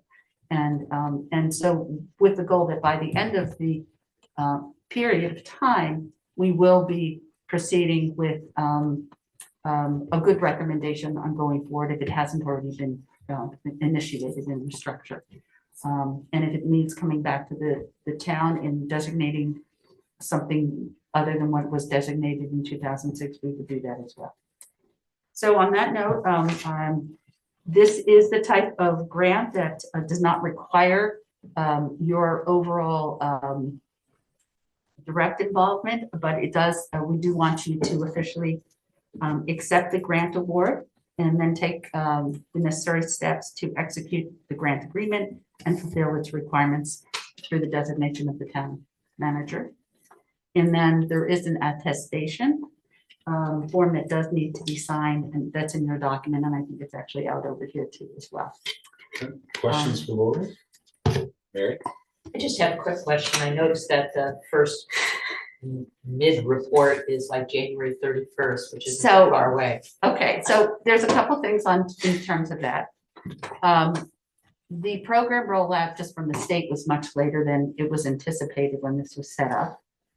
And secondly, because of the negotiations that we had to come up with how to structure it specific for Hartford, it took a little bit longer to get in it. They're perfectly fine with it. I had communications with the state coordinator. He's reviewed our draft. He seems very happy with it. He feels like we're right on point of where we need to be, and the outcomes are what they were hoping and expecting. Thank you. So we'll be fine in terms of that report. It'll be just we've started the process. Okay. Any questions, Lanny? Yeah, I noticed in here that we have one requirement to address one of these approaches. What are we aiming to do for we have 3 that we must Right, so that's the organizational one that I spoke of was one of them. And then we're going to be actually doing 2. We're going to be doing design as well. So there will be, again, through some of the inventories that we're doing and also the survey will help inform what we're going to learn about what's working, what isn't working in our downtown. That'll help inform how we're going to do the organizational structure and also help us inform about, what type of design things. We've done a lot of public infrastructure, but we have some more things to do. We've got beautification that we've talked about. We've talked about, how can we, accentuate, certain activities going on in the downtown. Can we do better signage in terms of where the public parking? I mean, there's a lot of different things that we can put in place, and that's part of the discussion that we want to have. And that would go into the second category as of design. Well, the reason I ask is because you have organizational that you stated, and within that it says example of organizational projects include increasing capacity by hiring new staff or expanding hours of existing staff. Is this one of the reasons why we see in the budget for someone within your department a new position? No, actually, this is what right now it is. It could be one of the activities that would be done. It all depends. We'll actually have some funding to do that, but it has to be focused on specific activities in the downtown. And part of what we're looking to come out of this is to identify more specifically what the organizational structure would be, but that I will tell you. Organizational structure of what? Of the designated downtown organization. I'm not following. So the organizational structure of the organization. So we are required to provide a designated downtown. We have a downtown organization, but it's not functioning up to the level in which it should be. What we do need to do is to look at what needs to be done for increasing membership within that, a participation from the businesses, participation from property owners, so that that becomes more of a functioning organization. That So there is an organiz- entity called the downtown? The Hartford. The Hartford Development Corporation. Okay, that's my question. Okay. Right, and it may be them, it may be some other group that comes forward to do that. So I don't know what the outcome of that is gonna be. But that's what we're gonna look into.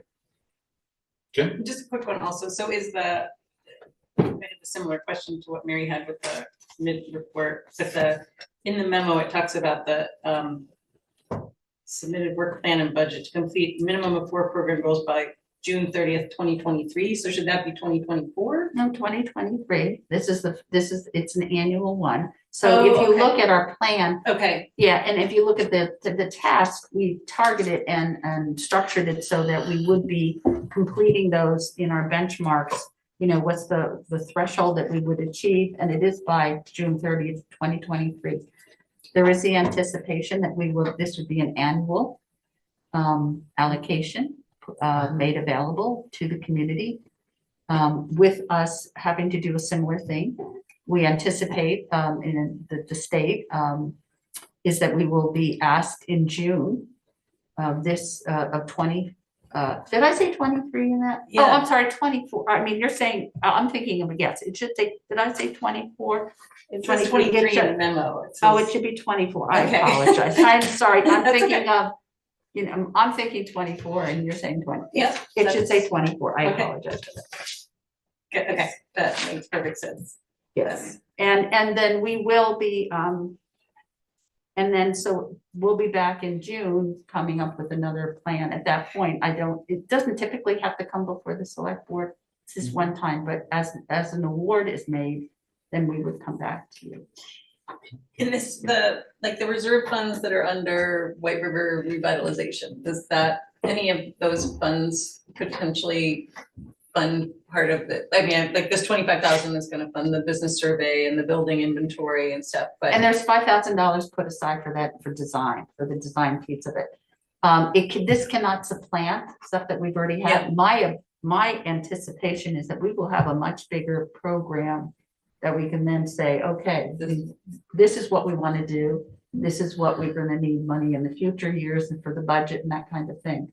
So and it's not just White River, right? It's also. No, it's covered. So This is only White River because this is only money that goes to the designated downtowns. There are other funds out there that I would love to be able to make available to villages. I'll talk about that on Thursday. Okay. So because that's a budgetary issue. Okay. Yeah. Thanks. Any other questions for Lori? Ally? Mr. Chair, I moved that we accept the Vibrancy Fund grant award and direct the town manager to take the necessary actions to execute a grant agreement and fulfill its requirements, and approve and sign the attached letter of attestation. I'll second the motion. We have a second from Mary. Any discussion? All right. Congrats on the grant. I don't know if this sort of given to us. I'll call the roll. Lanny? Aye. Rocket? Aye. Ally? Aye. Mary? Aye. Dan? Aye. Kim? Aye. And I will vote aye as well. Thank you, Lori. I think Okay. we have another item for We you, do. right? So that's gonna be the state's flood impact buyout program. Right, and so I do need to do a little of a screen share here, so let me see where I am on this. And where is it now? I guess that did not show up. Oh. Thought it would be here, and it's not. Okay. Are you just sharing what's in the agenda, Lori? Because I could do it. Yeah, no, it's not, it's some photos. I wanted to do that, and I do have a flash drive. Do you have a flash drive? Let's do that. Do you want to do that? Do you feel comfortable doing the flash drive? I don't think I only have one USB. Okay. Let's do the flash drive. I know I'll have to see how to get that on here. Yeah, I can try, but.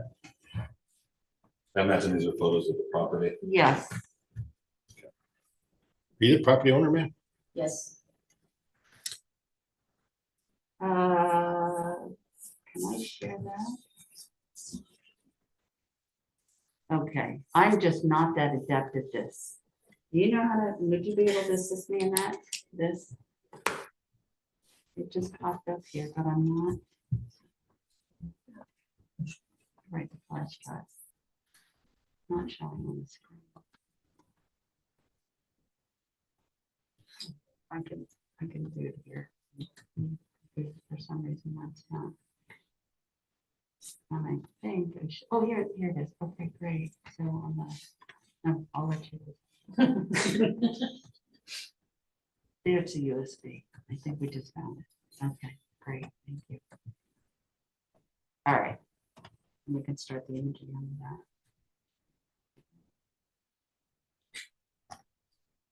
Share.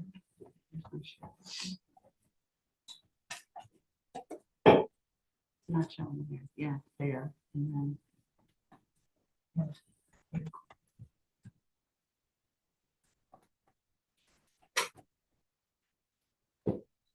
there we go.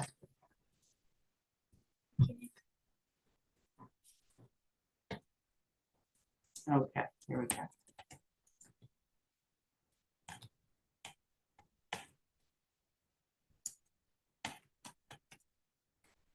Okay, so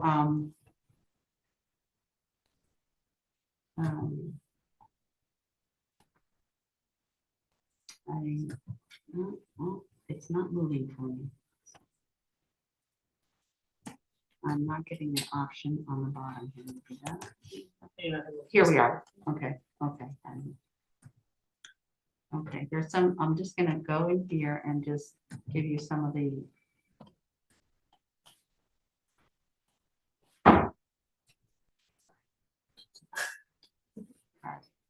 All right, so you can see the terrible conditions that we have in this situation. So We actually can't yet.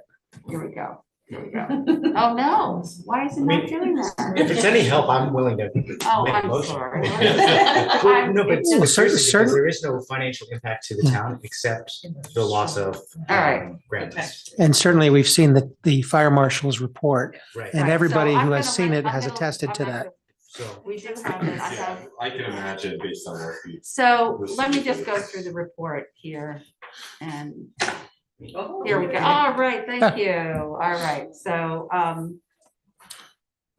what I really want to just, I'll go through the process here. The FEMA program is something that is one that's been out there, and it's really, its intent is to put into a public realm those properties that have been adversely impacted significantly and take them out of future development because of the potential threat that future events occur. One of the things that they have recently over the years is looking at not just only properties that have been flooded, but properties that also have had tremendous amount of undercutting of the soils. And this is one of those, and it's a landslide property. So it is something that is covered by FEMA, even though it's not within the flood zone, but it is being caused by natural disaster. This would be considered a mitigation project in that we are, like I said, removing a developed site from development.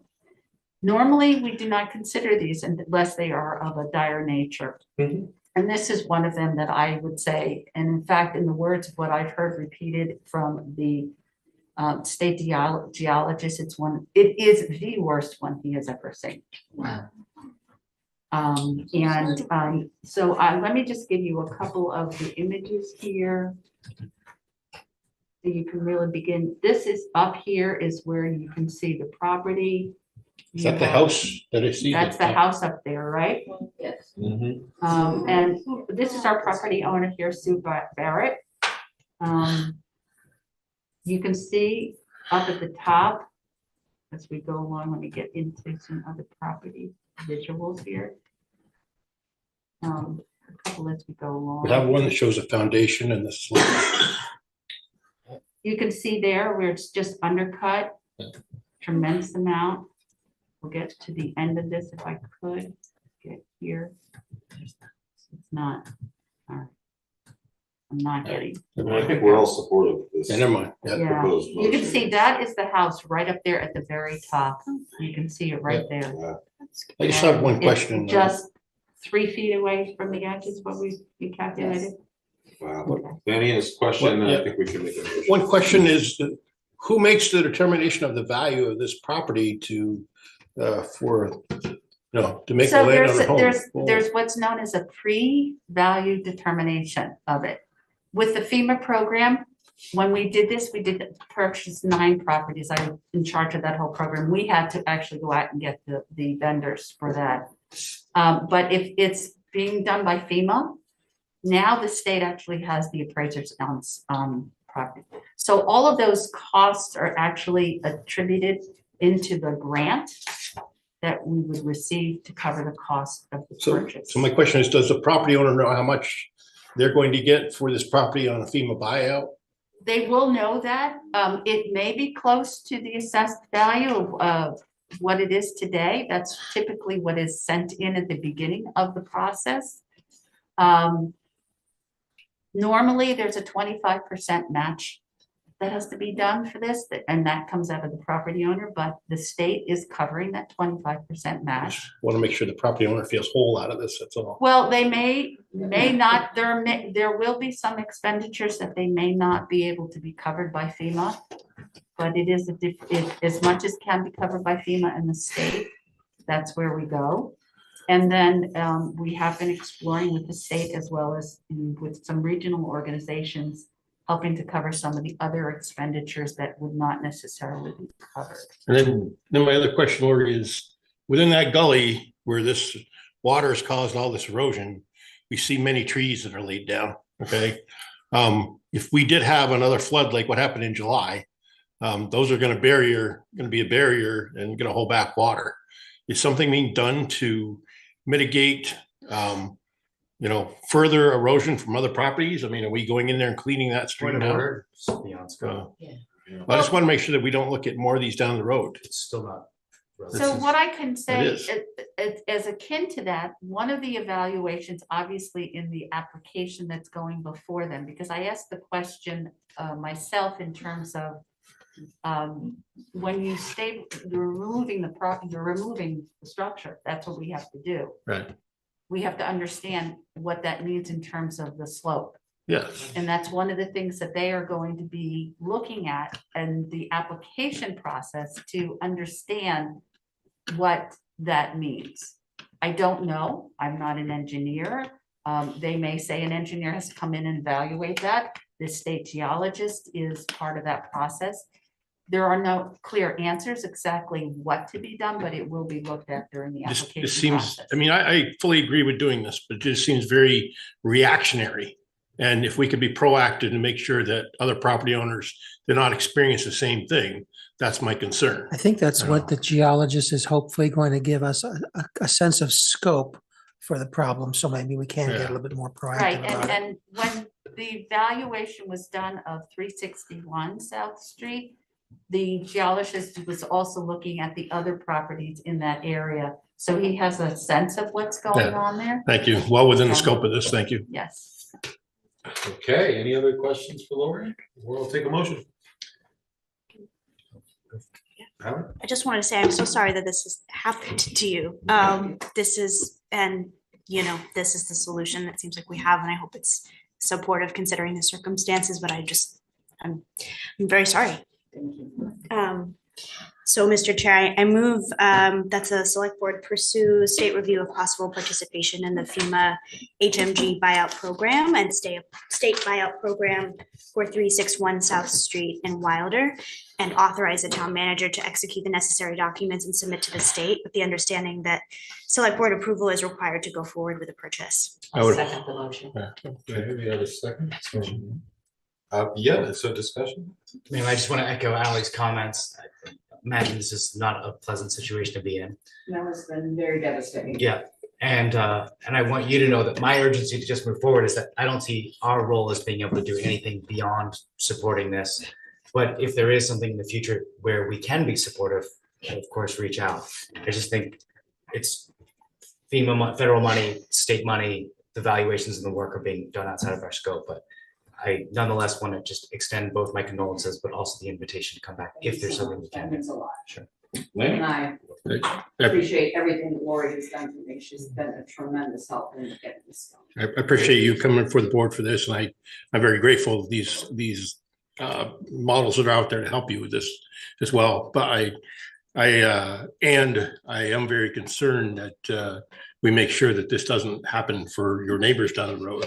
And I think that being proactive on problems instead of reactive like this is beneficial to everyone involved. Yeah, and I think having the state geologist there is. Very. We spend an hour down there. Very proactive, and it's the approach we should be taking. So, thank you. All right, we have a motion and a second. Call the roll. Annie? Definitely, yes. Rocket? Aye. Ally? Aye. Mary? Aye. Dan? Aye. Kim? Aye. And I will vote aye. Thanks. Thank you for coming in. Thank you. And thank you, Lori. We hope you have a positive outcome. Okay, charter revision. We've seen the charter proposals. We've heard from some people. We're gonna hear from some more. So I don't know if there's anything we want to do other than just go through like each instance of a change, decide whether we want to keep it or whether we don't want to mess with it. I don't know. I'm just trying to figure out a good way to organize. I wondered if you might want to just give an overview as to what materials you've provided to your colleagues so they can know exactly what's what in their material. Right, so you've got, everyone should have a copy of the annotated proposed charter that came from FX, from the charter committee. And then we've got Chuck here and Nancy here. I think we have some comments as well in Lynn. And you know, I sent a memo where I kind of went through all the changes and what my thoughts on them were and what they attempt to accomplish, and any sort of comments we received about those particular provisions. So, you know, you didn't have to read it, but if you did, sort of know where I stand and where things are. So, you know, I feel like we can go through change by change, and when people have an interest in commenting on it, they can come up to the microphone. Any thoughts? I wonder, do we hear public comment? Are there any comments first, and then we? We could, I mean, if we'd like to hear from the public first, that's the way we could get started. I think we'd probably focus on specific proposals, and we could take a look at those while they're telling us their thoughts on it. That's up to you, whichever, either way. Or we go through some of the big highlights of your memo maybe and just confer. I mean, I have some very specific edits, so we're not just start there. But just for the record, can I point out that we did receive earlier an email from Nancy Howe dated Monday, the 11th at 4:27, and also from Michelle Boleski today at 4:36. Yep. Well, if anyone wants to, we can just start looking at the revised draft that FX sent us. Is that all right? No objections? I don't think I have that. See that. Oh, do you not? It is on. Probably has one here.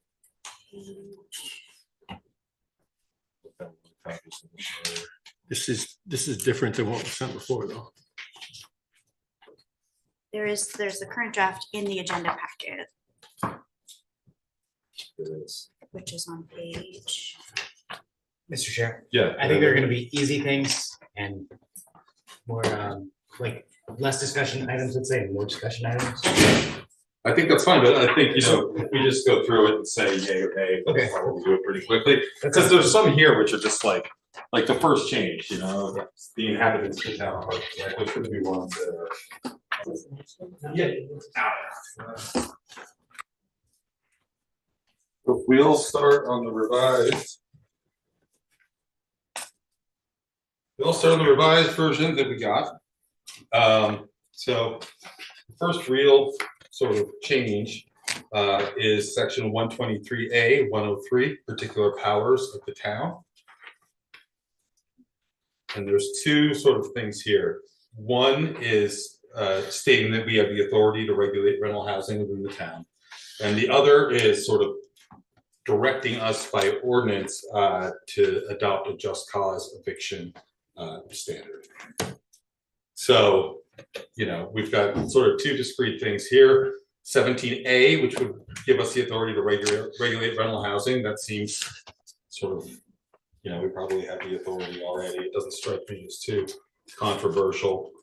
I think with the idea of the just cause eviction is that we would put that to the voters if there are enough votes on the select board to actually agree to take that step. So I don't know if people have thoughts on this just cause provision. I think Lanny? Yeah, I've done a lot of thinking about this, and we're trying to promote housing in the town of Hartford, and we have one of the largest advocates for housing within the town of Hartford, which is Twin Pines. Mm-hmm. And Twin Pines has made a statement that they do not support this. I hate to do anything that would be counterproductive to Twin Pines expanding their housing in the town of Hartford. If Twin Pines opposes this, I'm sure that there are others out there in the housing market that would as well. So I would be willing to just say, remove this. Mm-hmm. I believe this is going to be more detrimental to the town as far as growth opportunities for housing than it will be helpful for the town for housing. Okay. Any other thoughts on this, Ally? Yeah, I mean, my understanding of this just cause eviction amendment is that it's not in relation to the potential to develop. It's about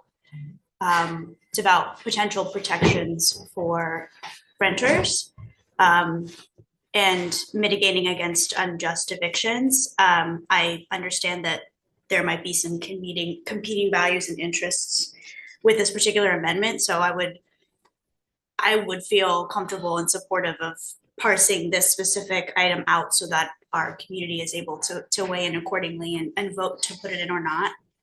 That's my take. Okay, thanks, Sally. Rocket? I would advocate just walking away from it now. The problem with housing, I think we all agree on, is that we don't have enough housing. I think it's a supply and demand issue. I'm worried that this clause would basically, I think it was proposed by Burlington and vetoed by Phil Scott. That's correct. There might be a state constitutional issue with it to begin with, and we could, if we incorporate it with our charter, it's possible that the entirety of our charter changes get vetoed in the process and we get bumped a year. Yep. So there's all that. With actual effect on housing in our community, I really worry that what it's going to do is effectively landlords are going to, I don't know how to put this delicately, but I think there's a stronger incentive to be more discriminatory or discerning, let's say, in who they rent to begin with, if they are obligated to renew, like give the renter first right to renew. Mm-hmm. And so the problem is, I think what's going to end up happening is that some of the most marginalized members of our community could end up in a position where they are being screened out of the opportunity to rent. So if you just have a pretty unintended adverse consequence that I think we would be, and I know there's a lot of middle steps, but I just think with going down that path in general, Twin Pines advocates against it. It just seems like it's going to create a lot of unintended perverse incentives, basically, to make housing more difficult in our community. Mm-hmm. I think a really good poignant case that stands out for me is we all heard a lot last year about the disturbance on Latham Works Lane. There was someone who was, I guess, allegedly dealing drugs and fire hazards and all sorts of things living in the upstairs unit of a retiree's home. Mm-hmm. I believe she came in. I know the neighbors came in. I went over and visited, and it was a nightmare for her, who she relied on that rental income to pay her mortgage or her bills or something like to that extent. And I don't think I'm divulging anything private here. And the inability to even evict that tenant took many months. That's with our current rental policies. I think that I don't see a lot of problems in our community of what I would consider unjust evictions. I do know that some people came in and spoke that they had been on the receiving end of that. Mm-hmm. But I just think that we already have a situation both at this local and state level, where a woman, one of our own homeowners in our community, a tax-paying citizen living on Latham Works, was basically pushed to the margin of not being able to, of having to sell her own home because she couldn't get a tenant who wasn't paying rent out. I think anything to do that would make that more difficult is not something I can be supportive of. Okay. Other comments on this one? I think I put in my notes, like, so this one, you know, I have some concerns. There's some other things, right? Like, I think if this does take hold eventually, it's going to be like something the state does in our landlord tenant laws. And I know that Keisha Wong, I know she's got a different last name. Hinsdale, yeah, has been pushing that. I do worry that this could be a poison pill if it gets to the governor and he just decides to veto the whole thing, right? I think that is definitely a concern. And on the other hand, right, like this did come out with the charter committee as a recommendation, and I do worry about the board's role as like a gatekeeper as to what the public decides. You know, so I think I mentioned in my memo, my inclination, if I were in the ballot box, I may very well not vote in favor of this. I probably wouldn't vote for this, but I could vote to put it to the voters. And I do think that's something, if we put it out there, it is a separate item that the voters get to review and look at. You know, if we changed it a little bit to say, like, you know, the select board may provide by ordinance protections for tenants, I don't know if that's enough to survive a veto. But it definitely, you know, if it got passed by voters, we got the sense that they really did want something like this. I also kind of wonder, like, if we do have the authority to regulate rental housing, and this is asking us to adopt an ordinance, why we couldn't just adopt that ordinance if there was support for it. Chuck, and then Mary? Oh, sorry. You want me to go first? You're on the board, it's your, yeah, you can go first. Oh, I just, I'm real quick. I really believe that we need to leave this up to the voters. I think it's pretty clear. I don't think it leaves, you know, it's not letting people, tenants do anything. I think it's pretty straightforward and and there's a lot of common sense in it. And I'd say I'd rely on the common sense of the voters. Okay, thank you. Chuck, did you have something? Or is his hand? Well, Dan has his hand up and I have comments, but I can wait till after. Chuck, I hate to keep getting up. Why don't you just tell us what you think right over there? Thanks, Mike. Chuck Worcester, town moderator. I'm not sure if this is on or if it matters. Yeah, we can hear you. Okay, good.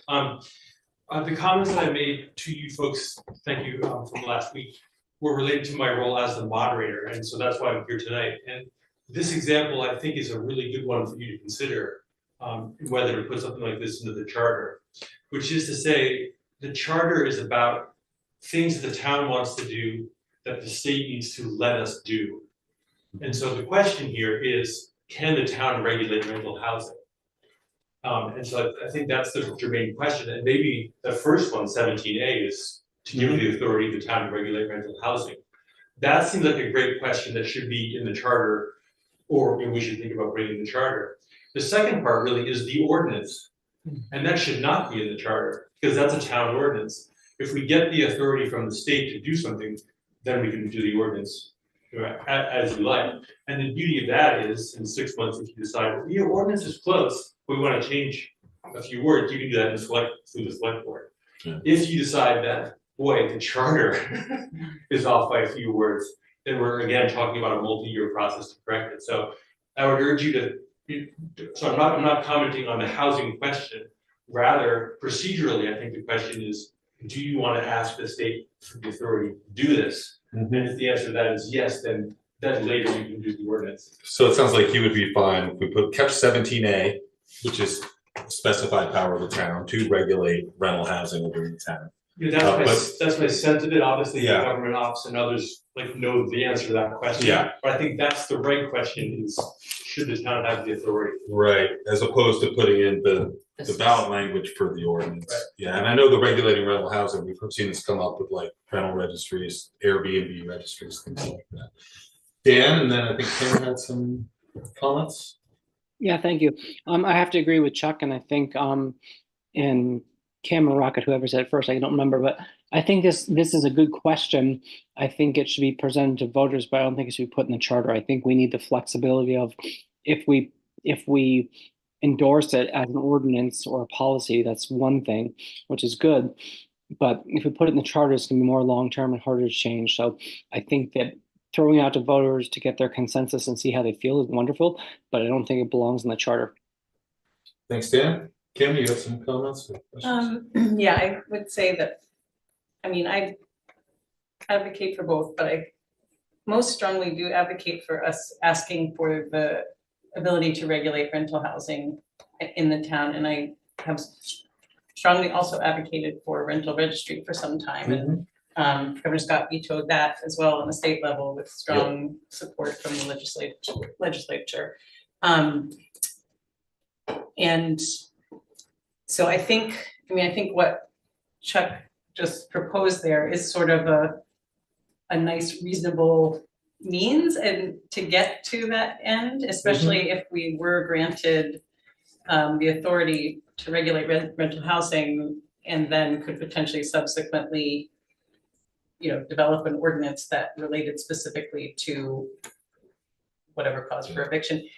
In the purview, the Planning Commission has been meeting on these developments, in which the most recent one came up with a strong recognition that there was this potential development that's being proposed right now with a very segregated 48 units of affordable housing next to 192 units of, and it's not even within the commission's purview to even ask what the rental amounts are at. Like, they can scrutinize the slope of the dog area, they can scrutinize the angle of the lighting, every little piece of every detail about the thing, except for what it will cost the renters. And I think that can only be addressed through zoning regulations and things like this. But this could also be like, if we were ultimately given the authority to be able to establish a rental registry, then there's at least transparency throughout. And full disclosure, I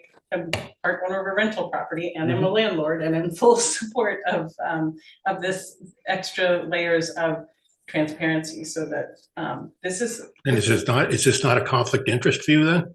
No, I don't think it is. I mean, if you, Yeah. I'm a 1/4 partner in a 5-unit rental property. Yeah. I mean, I'm happy to recuse myself, but I don't think it's necessary. Basically, I'm in support of the asking the state, putting in the charter, asking the voters if they want to support the town having the authority to regulate rental housing. So what it sounds like to me, the consensus is we keep in 17A regulating rental housing, but we strike out 18A, which is the specific language of the just cause provisions. But the 17A, am I not reading it correctly, where it says regulating rental housing within the town and to provide by ordinance protections for residential tenants? Yeah, the latest one though was sort of segregated out. Okay. Like they split it, so 17A says regulating rental housing in the town. Then there's an 18A which has the specific language. So we would just keep 17A and we'd strike 18A. Okay. Lanny and then Rocket. I guess I have a problem with the town of Hartford regulating how a business owner can or cannot operate his rental units, because this to me seems like an overreach of government because of the fact that it does not allow for a property owner to get out of their properties what they can. If a property owner makes repairs to his property and raises the value of that property to a level of sustainability to make income off of it, how are we to say that you can't charge that much? I mean, I'm not saying we can tell them how much. Well, that's what I'm you're saying. That a rental registry would allow transparency so that everyone in the community would know what that. Well, then just put into the charter rental registry. Well, what we just have here is regulating rental housing. That would be something which we probably have the inherent authority to do. But that would be there, and then the language of the just cause eviction would not be in the charter. But it would just be stripped out. I don't understand how we can regulate. How can we regulate rental housing? I don't Well, understand that. you see all the towns around us, they ban Airbnbs, they do all sorts of stuff. There's statutory authority of the town to regulate stuff like that. Is that a state statute that we have that ability? Well, there's the whole state statutes on the powers of towns and what we're allowed to do. Hallie? Well, and actually, I think we were having this conversation with Representative Becca White and about this question of what powers does the town have or not have, and that it has been, it's actually opaque from my understanding of that conversation, was that it was maybe in 2017 that the towns wanted that jurisdiction and didn't want that to be in state statute, and then now it's moving maybe in another direction where towns are saying, hey state, we would like some support or guidance at the state level. So it might be taken up again in the legislature this year. But barring the outcome of that, I think it's clear that housing and housing affordability specifically in this town and in this region is dire. And if we have an opportunity to hopefully do support that in an ethical and equitable way, with the power that we have, I think I'm all for it. Exactly how we do that in terms of what, is it a rental registry? Is it a cap on Airbnbs? Is it what have you? We can make that determination, but at least to Chuck's point, being able to ask the state the question, do we have the authority to do this? I'm strongly in support of. So I think it would look like this. Basically 17A regulating rental housing stays in. The red is just how? cause stuff is out. Like we're taking it out. Read 17A the way you see it then. We gotta go up to the prior Go on to page. page 9 of the Specific packet. particular powers of the town. In addition to the powers conferred upon it by law, the town is for the purpose of promoting the public health, safety, welfare, and convenience, authorized to adopt and enforce ordinances, rules, and regulations concerning any matter or activity permitted by general law, including regulating rental housing. Okay. That's what it would say, but the just cause language, that's out. So can I ask a question then? Sure. If the one of the purposes of a charter is to have something that is higher than state law, okay? If this is within state law to regulate this, if there's something within state law to regulate housing, I don't understand why we're duplicating that within the town. I guess I'd like more understanding if there's something within the, I mean, the whole objective of what we go through as a charter committee is to try to weed out language that is equal to that of the state. If we're not getting no more power than what the state is giving us, why are we even putting this in the charter? I don't know. I mean, there's a whole section on particular powers. I don't know that these need to be enumerated, you know? Well, that's establishing and maintaining a fire department, you know? Regulating the holding of public meetings in the streets. I mean, it's just something you can look to and say, yes, we do have the authority to regulate this, you know? Right? I think, Ally, that your solution is going to cause way more disincentive for people to build housing and in our community. But I can settle with, and Tim, I know, same argument. I just think, I mean, renting is a tricky thing because it's a private transaction between two parties, right? So I think that if you sell a car to someone, there's a lot of things that happen privately between two parties that is not really within our purview to be nosing into. Now, I understand that we have a housing crisis, but I think that what we should do is focus on how can we make housing more possible? Like, how do we live in an era of abundance where there is so much housing that people have options? I think that would be an ideal society to live in. I think going back to Chuck's point, and Kim, what you said, and Mike, I'm hearing now from you, is that probably the best solution is to eliminate any phrasing that could be an ordinance and just to be asking the state for specific powers, which would include our right to regulate rental housing. So I'm supportive of the 17 A's. Yeah, I specific. think there's, and then I think that for no matter how I feel or how we all feel in disagreement, if and when this gets passed in the charter, then we can have our knockout debate. Yeah, no, I think that's what makes sense. So, all right, so I think we're all okay. 17A, regulating rental housing, language just cause eviction is out. In doing that, do we then still want or need to parse it out, or can it just be in the language? Like if the voters, is it giving? Oh, do you want it as a separate item? Do you still want it as a separate item? We can come back to that, but I think it would just be part of the regular charter revision. And we can, when we have our public hearing process, we We can can talk be about it here. transparent and say like, these are the Yeah. changes and be clear about that. The other one I was thinking we would parse out would be the next item actually, which is 123A 104, Mr. Chairman, local option. Before we move on to that, I just wanted to ask if there were any opinions from the three of you who are served on the charter committee. Chuck, I don't know. Chuck didn't serve on the charter. Lynn. Lynn and Nancy, I know you, Nancy didn't serve. Nancy Okay, did. well, anyway, do any of the three of you have opinions about or perspective? I think that what you're trying to do is right, that you need to have the power. I don't remember the state statute all that well anymore, but I don't remember them saying, yes, you can regulate rental housing. So you need an ordinance to say, you need 17A to say yes. Okay. And as a group, we did talk about the voters should decide on just cause. Because governor had voted vetoed it in Burlington. So it makes sense. My personal feeling about the governor vetoing it, if it is a separate item for a just cause, he will look at the numbers. It's what we did in the legislature. We looked at what's the percent, if it's a really close, he's gonna veto it. But if it's 75 to 25, yes, we should have just cause. He may well accept it because it's the town's opinion of how to regulate the town. But you're gonna decide later whether you wanna do the just cause or not. Yeah, I mean, if we get this authority or acknowledge this, then we could do our own Yes. ordinance if we. You're saying in a future year, assuming this gets approved through the charter process, we would pull that out as a separate item for the voters. No, I think we could just do it, we could do an ordinance, it would give us the authority. Yeah. If the charter got enacted, then we could say like, hey, let's Then do what a is just your- cause ordinance and Right. just do it ourselves. Okay, so then your proposal about separating this out for the voters as a separate item, if it had 17B. if we were to do that at all. If it had the just cause language, we would take it out for the voters, but we're getting rid of that and just asking something for the authority or That makes a lot of acknowledgement. Okay, great.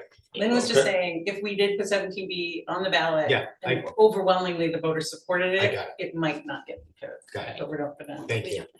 Okay, so the next item, which I think we should take out and put before the voters, is the local option tax. So 123A 104, this just amends, the local option tax to include sales. And then there is this section B, which specifically mentions cannabis, and if we're allowed to tax solely cannabis, then that would be in the charter. I think B should be removed. I Yeah. think it's ambiguous. I kind of agree, yeah. Yeah, I just had a question about, and maybe Lynn being on the charter committee, you could speak to this, is and I was reading the track changes in our packet and all of the justification for this, like, it doesn't seem, the idea that the net proceeds of which are to be deposited in a cannabis reserve fund until directed otherwise by a vote of the town, like, state statute could absolutely override that and we would not be able to have the jurisdiction of creating a cannabis reserve fund, or I guess I was confused as to would we actually be able to do that? Because of the, I'm thinking. No. I think I see it as parallel to the local option tax on rooms, meals, and alcoholic beverages. Mhm. That goes into a separate fund. The voters. The Yeah. local option tax goes into a separate fund. This, if we did a local option sales cannabis tax, it could go into a separate use fund. I think the key to taxing the cannabis revenue, since it's unlikely the state's gonna do a lot with it, is just to add the 1% sales in A and just get rid of B. I don't think it's really, in fact, it could cause a lot of confusion, between like one sales tax goes here, and then we can tax this other, right? Like, it's just, we put in the word sales, we are able to tax cannabis revenue. Laney, you're on. I was on the charter review board. I did a lot of research on this. The Cannabis Control Board says you cannot tax cannabis at a different rate that you can tax other items of sale. So why would we, I don't see any need for this in there, because if it's a sale, it's gonna be taxed at 1%. Yeah, I agree. I think A is sufficient with. Yeah, and then, totally sufficient. Rocket and then.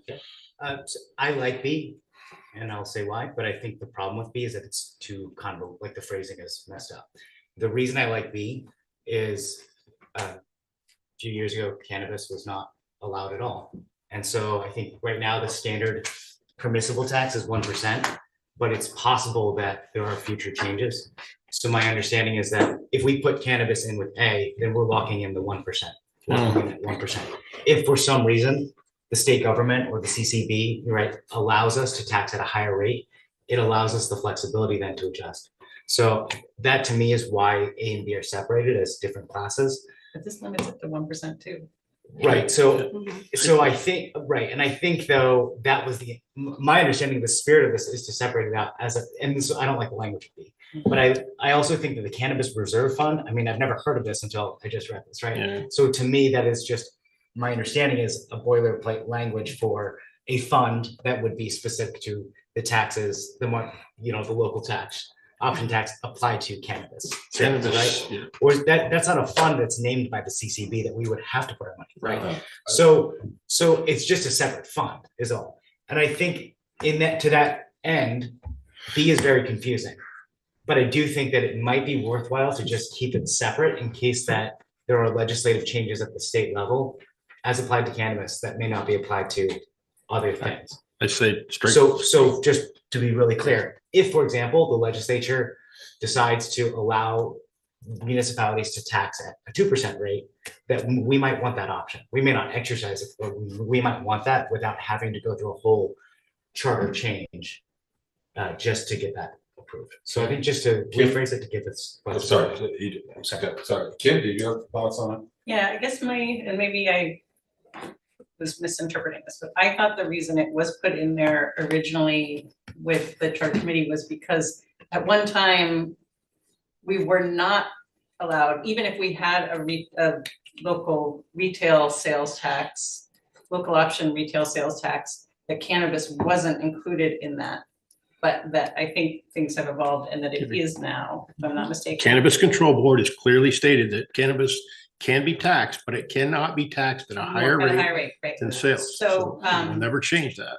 Right, and in that case, then I would also be in favor of just striking the cannabis language unless we, you know, just put in the language tax of 1% on sales rooms, meals and alcoholic beverages and include cannabis in there as just like another specific item on that list of things we're gonna tax at 1%. And I think we just leave it at that, because then if the state does allow for municipalities to tax at a higher rate, we want to consider that. We probably wouldn't have to change the charter to do that. We could probably it would be or would we have to change the charter? Our thinking was, okay, so we're gonna separate it out the local option tax and people may well vote it down. Yeah. However, if there's a future, and the state ever says, yes, Microphone. Oh. Good point. Sorry, Maggie. Sorry, Limbo High Wilder, Charter Commission. So if the voters vote down the local option tax, sales tax, we can't tax cannabis. But if the state ever says, oh, you can have a separate tax in the future on cannabis, then we will be one of the first towns to be able to do it because we've given ourselves the option of doing that. And that has to be in the charter for us to enact that. No, probably, well, I don't know. If the state, But that was our thinking. if the state statute allows it, then we wouldn't have to have it in the charter, right? Yeah, the whole impetus, the entire impetus behind this local sales tax was based on cannabis. No. Okay. Yes. Yes. No, we rated this, the whole impetus of this to start with was to gain proceeds from the sale of cannabis. Okay, so why do we want to separate this? It makes no sense whatsoever. Because it might change. So you want to just separate, like, just giving ourselves the flexibility. The legislature and the Cannabis Control Board have clearly stated that you will not tax cannabis higher than you will tax other sales.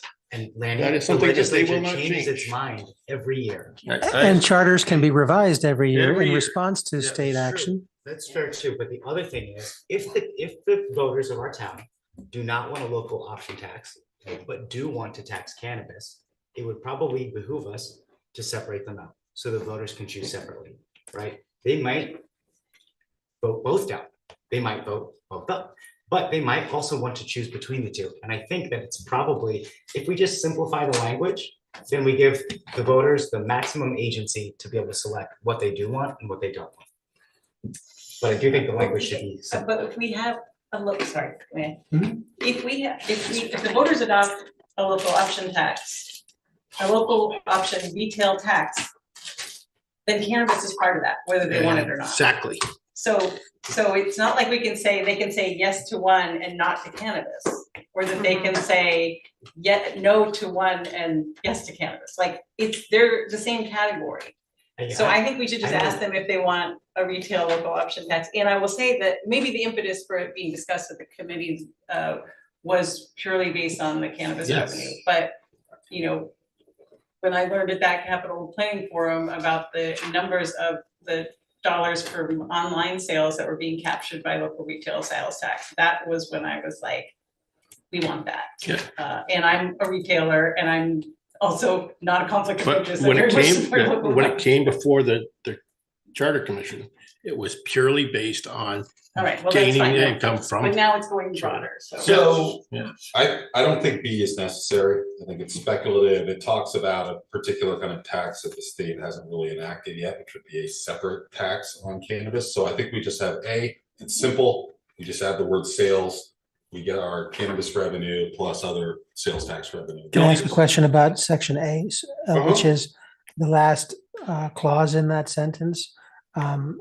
We had discussions about whether it's wise to deposit all sale tax proceeds into a capital reserve fund, which would then be directed by vote of the town. That would be my concern. Question is, do we have an appetite to amend that so that we can spend local option tax money? Yes, and this is my proposal. No, if we took away the requirement of the voters. Well, this is a suggestion motion. The suggestion is to 60-40. Give the voters 60% of the proceeds from that to be used to voters' discretion, 40% to go into the general fund. No. That way the general fund would still have garner some from that. And we have very rarely had anything voted down by the voters that was on the local option tax. We have had one, but if we take it before the voters, Ali, and then there's got to be a division of the monies. I appreciate that thought, Lanny. I think I'm hoping that we can, for the purpose of this document, streamline and make things clear. And that just feels a little too complicated for me, but I do understand maybe the thought. I'd be supportive of. I do appreciate. Well, yes, sometimes, you know, we would maybe love to have the discretion. Well, I want to speak for the board, but could understand how we might like the discretion to use local option tax as we would want without the buy-in from the voters. I do appreciate that it's an opportunity for voters to weigh in on the use of the specific funding source. So I would be inclined to keep the language as it is. We're talking about a significant amount of money, though. I know, but that's my significant. My gut is we just go with A, get rid of B, and just table other discussions on, you know. Yeah, it just seems like a certain percentage we should be able to have control over. I know, but we don't really want to be drafting that right So now. may I offer a friendly amendment to your option of A, which I can work with, which is simply we simplify the language further, just like with 17A, regulating rental housing within the town. Great. It's town of Hartford exercises our statutory given rights to levy a option tax. Yeah, but the way this originally was drafted may be like, they may be drafted particularly because of how this local option statute was given to the towns, right? You don't want to just change it, it would make us lose. You have to word it like this. We're adding sales to the 1% tax, right? Is there? Are we limited though with that, just the term capital reserve?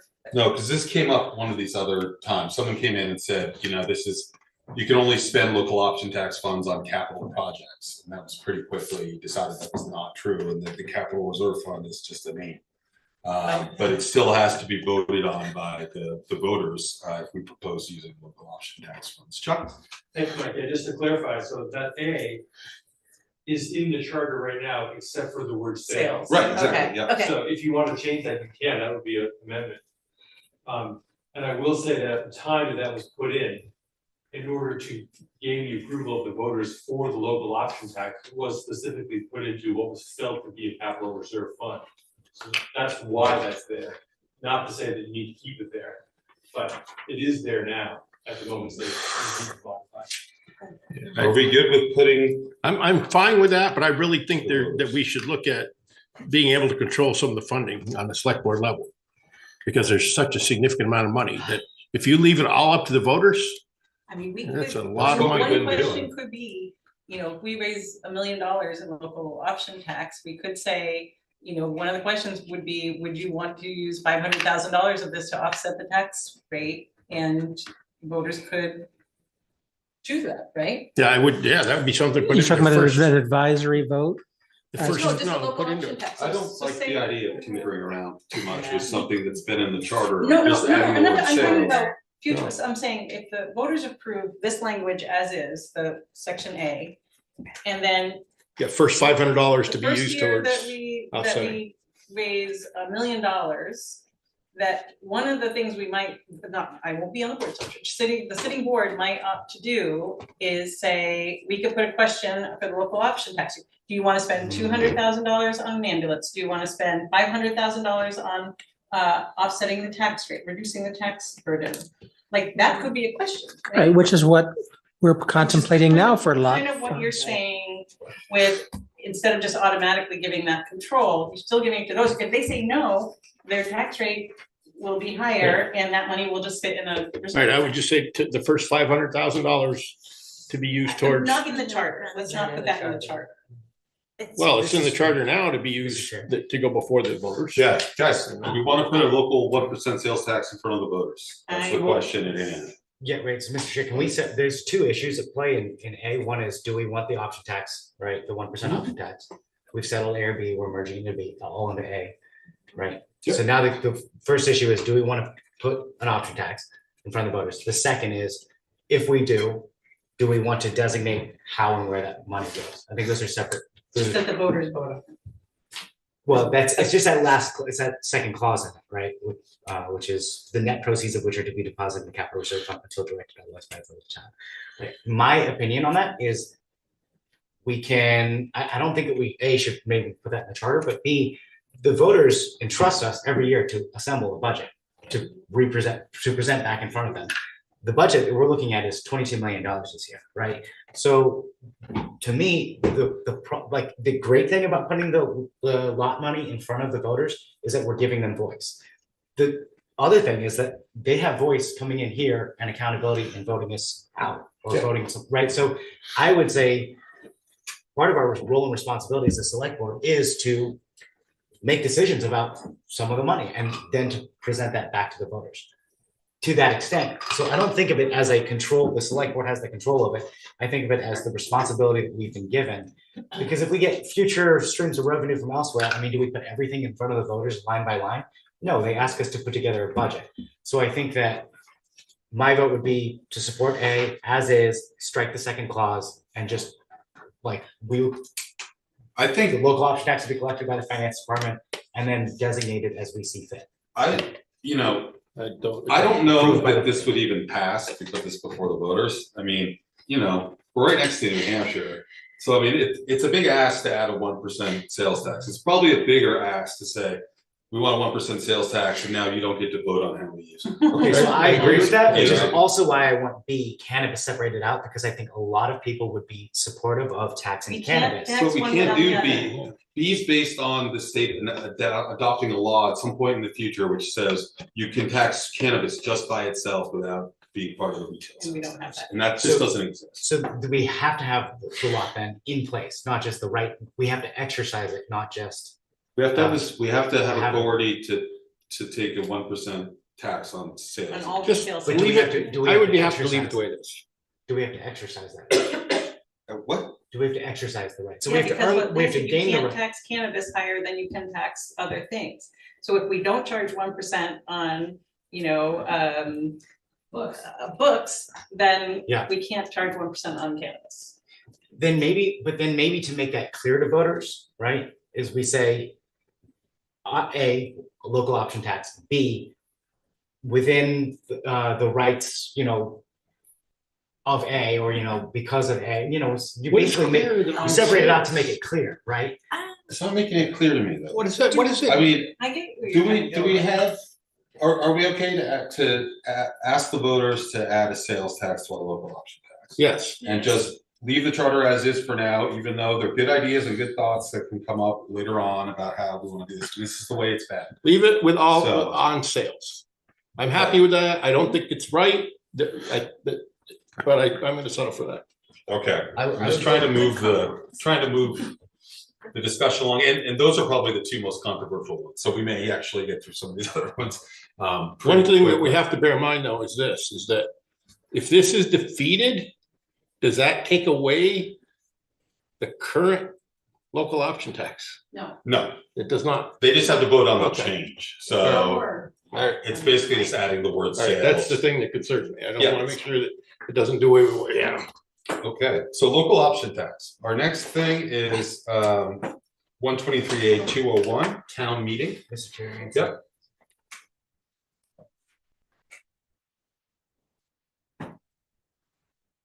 Nancy Howe, White River Junction.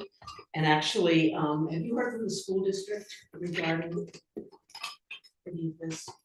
I don't think they've reached out to us. No, and John reached out, well, you just asked. I the was same just thing as asking Doug. budgetary and bond issue questions, but they haven't gotten any conclusions. In fact, they're meeting tomorrow night to get their budget process going. Right, my concern about the town meeting and after these two weighty issues that you've just been through, this is relatively minor, well, it's not minor, but it could be wordsmithing. Okay. This town meeting and the school district meeting are two separate entities. And they're being combined here as to one.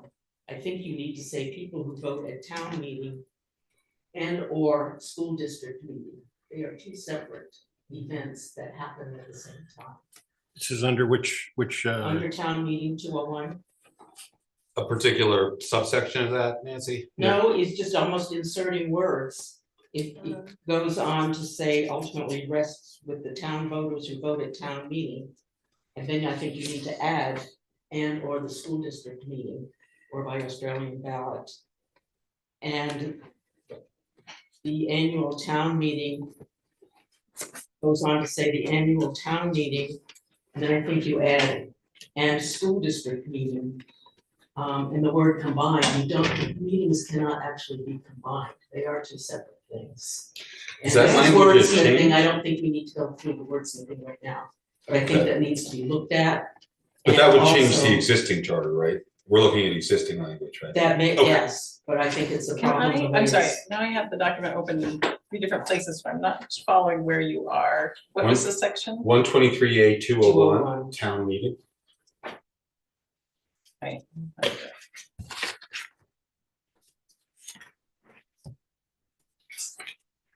It goes on to say the warnings, meetings, and elections shall be combined. I don't believe by law you can combine the warnings for the school district and the town meeting. Okay, I think we'll make a note of that, because if that's existing Does that charter. make us a language. That's not referencing the Saturday when the town, the select board and the school district meet with our moderator. I thought that's what that was referencing. It says town meeting. Yeah, I think- Town and school district meeting. Right. But then it goes on to sort of make them one together, and they are two separate issues governed by different laws. Nancy, if I may. Okay, wordsmith. Nancy, do you have a copy of the current one that you would like in? This may, it could very well be, I think it is in the current one, it's just something. Yeah, I think I've it's never noticed before, or- existing language. Yeah. That's what I'm trying to find out. I mean, I've got the current one. Nancy? Yeah, That's that current. whole first Yeah, it section could A, be town and existing, school, but it I is think existing. It Yeah. may be existing, but it's still. Would it's you? wrong. Why it's still wrong? It's wrong. Yeah, okay. It's not wrong, because the legislature passed it. Right, the legislature did combine our two into one with that sentence. When they did. Right. But- But you're I right. think, I think we need to look at that. No, Okay. I don't think we need to do it right now. Sure. Maybe also T Could- question. So Would you be the, willing to like draft a rephrasing of that paragraph? Give it a shot. okay. Be helpful. So the next changes, this is pretty quick. So 123A 201 town meeting in subsection B, it's added, language added at the end of that, basically saying the town school meeting committee, which shall have the goal of enhancing participation, information sharing, community interaction, and civic knowledge. Anybody got a bone to pick with Give me that? that section again. So it's subsection B of 201 town meeting. Okay. So right at the end of subsection B, there's new language. The added language is, which shall have the goal, this is talking about the meeting, right? The meeting essentially shall have the goal of enhancing participation, information sharing, community interaction, and civic knowledge. I don't see it as essential, but I'm happy to add it in. This is my stance. It's like Yeah, it just I mean, adds I more would- detail, yeah, but is it yeah. essential to This me? No, deletes but- a lot from the current one, though. The town meeting. Yeah, deletes. Yeah, it deletes and moves. Deletes a lot of stuff, yeah. I mean, I don't have a problem with keeping that in. That seems just a aspirational language. Are there things that were taken out, any that?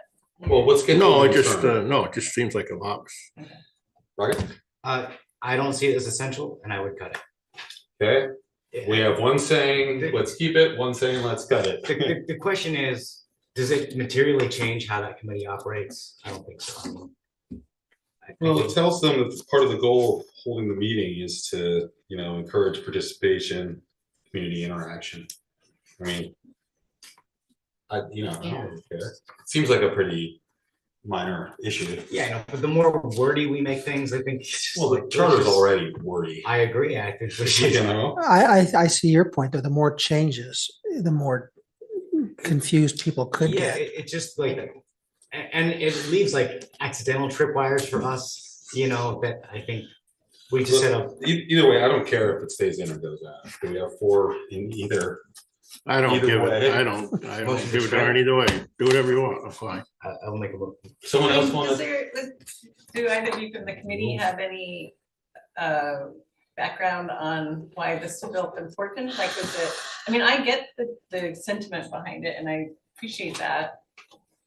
I think if FX were here, he would say that the charge to the committee was that we should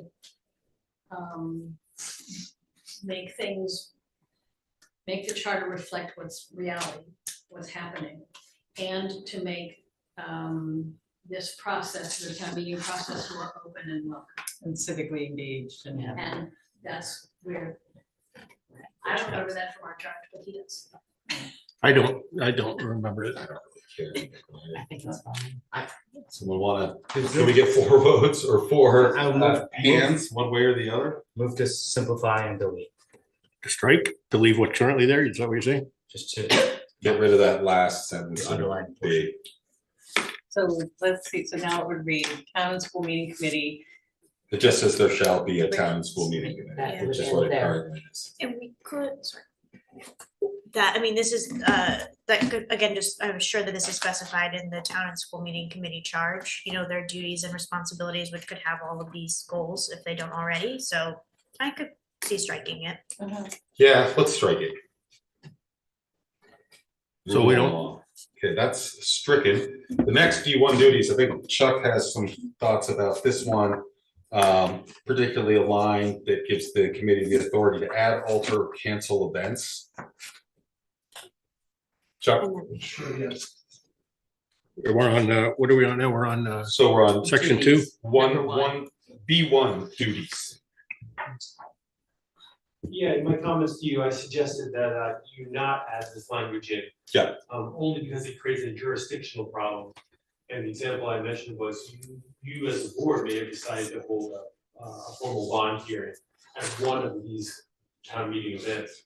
And if for some reason the committee decided to change even the date and the time, Yeah. it would invalidate any vote on any discussion of the bond would count. So I think, as we just alluded to with Nancy, there's already a very interesting jurisdictional issue here of a town and school district being brought together in a way that's not common. And so I think you don't want to now add an additional jurisdiction to that mix. I think it's exciting enough. Who's in favor of adopting Chuck's recommendation that we strike the language, the committee may add, alter, or cancel events? Sure. I think that this is altogether too word. I mean, this entire paragraph is 3 sentences. That is an example of. Hey, William Faulkner did it in one. I don't know why we don't just leave the whole 123A 201 cycle As it is. As it is. I mean, that's the whole section of 123A 201 is fine. But there are changes that Nancy was suggesting need to be made anyway. So that was the first, yeah, well, we can get that. So what I think Chuck mentioned was that particular provision should be stricken. I think we agree that would be struck. The other one is the composition. The town moderator shall appoint 1 member for a 2-year term. Chuck, it sounded like you weren't in favor of that. It also seems to delete the town clerk's ability to add a member. So I don't really know why we would do that.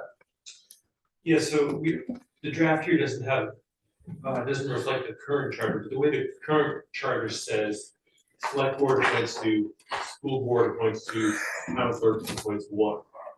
So I think maybe then you can speak to this. The town clerk didn't want to appoint, and so the committee said, we'll have the moderator appoint. And as your moderator, I'm asking that you not give me that authority. In particular, because as you know, as a board, appointing people is a little more complicated than just pulling a name out of a hat, right? You want to make sure the process is fair, open, warned, all that. So I think the draft you have before you will be to even simplify it and just say, hey, the town is going to appoint 2, the school is going to appoint 2. And leave that as an even number, which I think would be perfectly fine. It's not a committee that is taking, close 3-2 votes, nor do we want it to be a committee taking, 3-2 votes. So. Are there aspects of this whole town school meeting section that are new that you would be in favor of us adding? Because it seems like a lot of the sort of the feeling here is that some of this language is unnecessary and we don't want to have the meeting have the authority to cancel other events and you don't want to appoint someone, right? So it's like, is there anything in here? I know there's a funding section and I think a warrant night section. So are there any things that we could include if we don't make a lot of changes to the other parts? Again, I'm speaking as the moderator. I think that simplifying the appointments, so that the town does 2, the school does 2 is a great idea. Okay. I think including, I guess what's the exact name of the warrant information night, including that as one of the official meetings would be great, I think also. Okay. That came from the Charter Commission. I think those are both worthwhile additions to the section or changes to the section. Okay. But yeah, then you should. Appointing authority. So in the past, the town clerk has been a voted in position. Yeah. So you are a voted in position, the school board's a voted in position, the town clerk's a voted in position. And the moderator is a voted in position. The town clerk is no longer a voted in position. It is, the clerk is selected, chosen by you, appointed by you, which would give you 3 votes and the school 2 votes, was our thinking. Okay. So Chuck would suggest we have the school appoint 2 and the town appoint 2, or the board appoint 2. It doesn't matter, it just was 2 and 2 is fine. Unless there's a tie. Yeah. They'll figure it out. They'll figure, yeah. They're cordial, right? Okay. Yeah. Yeah, I just want to go back to duties. I like this progress on number 2. I just think the whole thing is so wordy. It requires more mental work to understand than I think is necessary. Okay. And I think part of it, even that first sentence, the committee shall organize, arrange, and provide. I mean, it's like, how about the committee is gonna, how about we just list the necessary events that the committee is going to arrange and that they're responsible for, right? And then we move on. But doing things like such as, and that's kind of like in the, somewhere in the bottom, the committee, the last sentence, so it's the 3rd to last line. Yeah, I see that. The committee may modify outreach efforts such as road signs, postcards, and social media engagement as it sees fit. I mean, that is, it would like very wordy. And I just think like, I'm biased Fine because with I'm the me. liaison on the current committee, and they are extremely adept people, and I think that we will have the vetting process on the appointment level, where we find people who want to volunteer for this. We just say like, the committee is gonna do these nights. Yeah, can we get 4 for striking this and leaving as is? Leaving as it is in the charter? I would even reduce. So read to me what you Except think for the it two and- should be as in the charter. Someone have the Sorry, current I charter. didn't hear I do. Basically says the committee shall organize, arrange, and provide for the comfort, presentation, publicity, program, refreshments, entertainment, other non-statutory aspects of the town meeting cycle prior to voting day, such as budget and candidates night. Like, that's what it would be, and that's what it would stay. But it goes on to say more though. I would suggest. It does in the revisions, but in the current one it does. I don't have, I guess. Here. That's my current one. That's because they broke up, They changed. they broke it out into different sections, right? Yeah, so it's all together, Yeah. right? And so What breaking they this did is out, they broke it out into duties, composition, which I like. That makes it. you know, and funding. So it looks a little weird when you read it, but in this form. What, Mr. Chair, what would you think of this link? Sorry. Go ahead. Go ahead. Okay. The committee shall be responsible for non-statutory aspects of the town meeting cycle prior to voting day, including warrant information night, budget and candidates night. I think what the current charter is basically the same thing. This is just rewording it in a different way, right? Like, it's like, if it's already in the charter, I wouldn't change it. You know? You're right, but I'm saying like, shall organize, arrange for, provide publicity, refreshments, entertainment. Well, what if those things don't happen? Then we're in violation of the charter. And then we get people snipping because we're in violation of the charter. How would you say they're responsible for creating the event? And they will do a good job. I know, but I'm I certain they don't will think do a the good job. point of this is to go over current charter language and try to revise it just so we think it sounds better. It's to look at the actual proposed revisions and say yes or no. And I think we're getting to the point where on a lot of these in the town meeting, we're saying, no, we like the way it is right now. I would argue that since I didn't have the opportunity, nor did I try to serve on the charter committee, that this is my chance to suggest edits to the charter. Okay, well, if you're gonna suggest Not edits just to the edits to the existing edits. charter language, I mean, I think you got, we should just, you know, do it quickly, Okay. because what I'm guessing is we're gonna cut some of these revisions, but I don't know if there's a lot of appetite to rewrite existing charter language tonight. I think we could do each one of these sections in one sentence. No. Well, I mean, if 4 people agree, yeah, but I don't think it's worth messing with the charter, because you don't want to change stuff that already exists just because you don't like it, because it got written a certain way, you know, and there may be things that bear on the way it's written. And if we go around and change that, you know, who knows what we're doing, right? We know that this works. Ally? Could we, for 123A201, section 1, say, basically cut everything after subsection E3F? So also strike and may do the same for any equivalent on that. We already said we'd strike the committee may add alter events. We're striking the committee may modify outreach efforts. So what the sentence would be is the committee shall organize, arrange, and provide for the comfort, presentation, publicity, program, refreshments, entertainment, and other non-statutory aspects of town meeting cycle prior to voting day, such as the warrant information night, budget and candidates night, as specified in subsection E3F. Cap it. Call it. Yeah, I mean, I'm fine with that too. I like that. And then appointments come later. Yeah. So that's duties. I think we're good, right? So Ally, just if you can keep a note of what I'm trying. that would be helpful as Yeah. we go forward. Then there's the composition, right? And so we're thinking in the composition one, we don't give the town moderator the power to appoint a member, but we give, so the select board has 2, the school board has 2, right? And we don't have the town clerk making them. We want to change the terms then? Because we're right now, the town select board shall appoint 1 member for a 2-year term. Yep. And 1 member for a 3-year term. We keep those, right? Yeah. 1 for a 2-year, 1 for a 3. The Right. school board does the same though, right? Right. So I'm asking, but I'm just asking, do we want to change it? I mean, we don't have to. Right, I'm does fine with anyone- not, but I'm just saying Anyone that's wanna time. change the term? No. I don't think 2 we or have 3 to. seems kind of like what we do. That's right? fine. So. Mr. Chair, you may not like this, but how about the select board and the school board shall each appoint 1 member to 2-year term and 1 member. Now we're just getting into words. What's wrong with what's here? I know, this works. I know, it's here, it's And working. everything, like every when the voters and the legislature and the governor are looking at the revisions that we're making, they're probably primary, so if we're doing like little tiny wordsmith revisions, it just looks like we have more revisions than we really do when we're not changing the actual substance. Sure, but I think they're gonna say, wow, these revisions are so simplified and elegant. And they will give you a But that was my reaction when I saw FX's or the commission's first draft. I thought, wow, a lot's being changed when in fact it was just being rearranged. Well, I used to be ledge counsel, you know, so when Yeah. these would come into me, I'd like strike, I read, because there's different ways you can amend something. One is where you strike it all. You just say, we strike all after the enacting clause, then I just write the way I think it should be, and it goes in. I will say this is a little hard because we don't have the current and the proposed right next to another. It'd be nice to have it Yeah. in a lined No, out. no, you no, know. we're side by side. Right, so that does make it a little difficult. Yeah, Ally? I think I was just saying, keep it as is. That's what I Okay. was trying to say. Yep. The next new section, section 3, funding.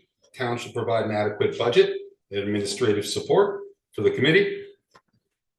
We do that now, don't we? We provide a budget for the town school meeting committee.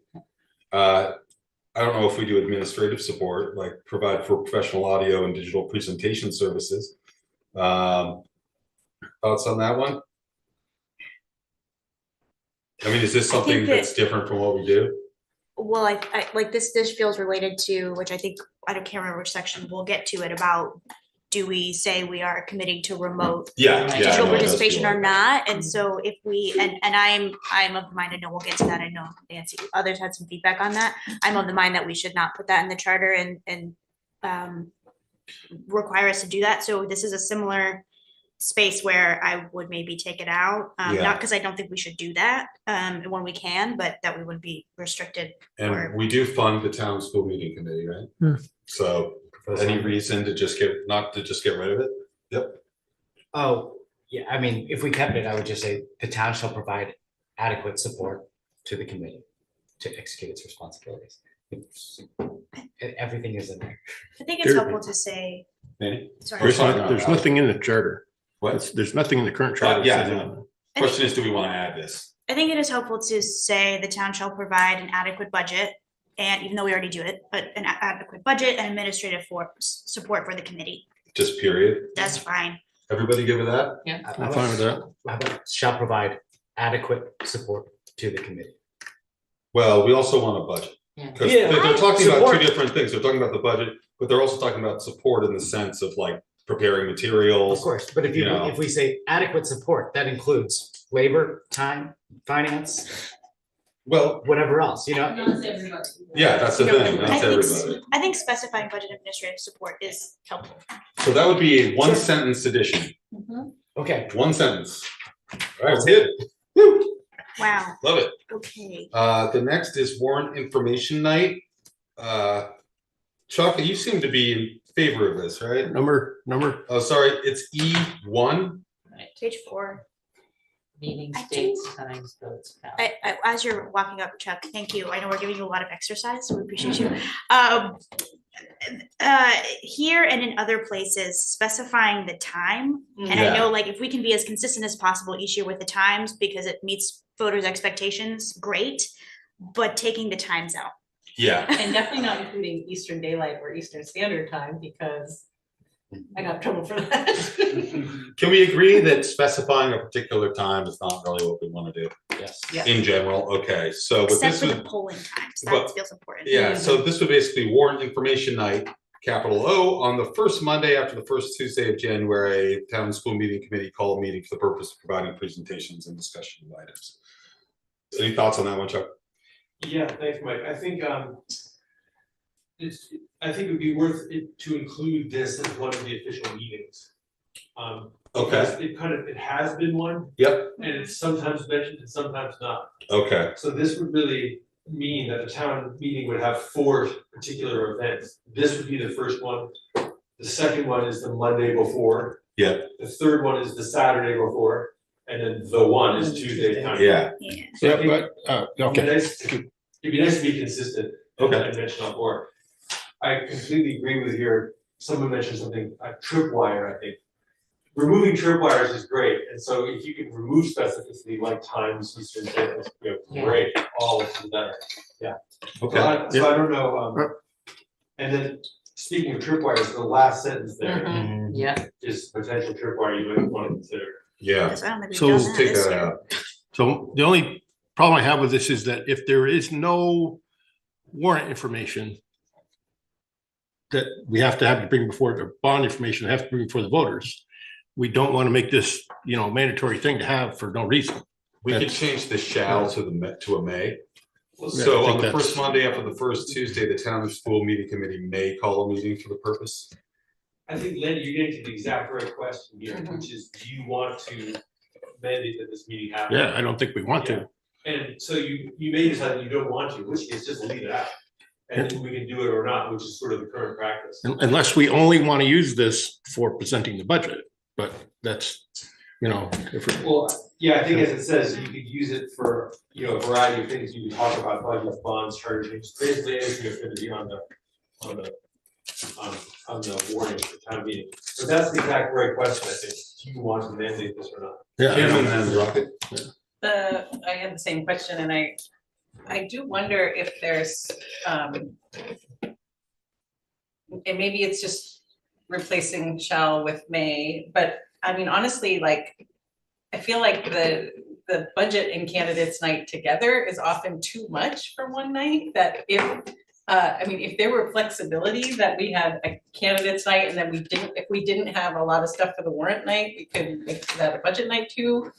I mean, is within the context of how things, like right now, it doesn't include budget on this language, but if we did include that, could we have the flexibility to do that, I guess, without, says bonds, charter changes, local option tax review. but not like That's- general operating budget, or, like when we do budget and candidates night, it's a long night for members of the public, not only the. Yeah. Chuck, you can answer Kim, then Rocket, then Lynn, and I wonder, we can, if we didn't have this in there, you could still hold an info night. Yes, of currently. course. Okay. Yeah, yes, you can't leave it out. The original thinking behind this night was to have a night to talk to the voters before you have to finalize your budget, before you have to finalize your bond issues. So the idea was a little bit more, instead of your budget and candidates, right, this is the budget. What do people think of it? It might be more, we're talking about a 1% sales tax, we're talking about, we got an issue with roads, like it would be the chance for the board to kind of interact with the public on any of a whole suite of items. So, yeah. Right. And to Chuck's point, or to many of the points that have been made, I think this again is where listing out the priorities, for example, is a tripwire for us. And I'm fine with keeping a warrant information. I think the way around it is to just say at the discretion of the select board, the committee, the direction of the town school meeting committee may call a meeting for the purpose of providing presentations and discussions of items that may be placed on warrants for voting day, right? Period. Period. And I think if we say shall, Then just somewhere in get there we rid say of at the direction of or the discretion of the select board or the school board. So it's just they shall if they're directed to, requested, but directed. Well, the last line says the select board, maybe the timing of this is not good. The last sentence says the select board and school district board shall provide a preliminary list of topics to the chair of the committee, and then maybe period there.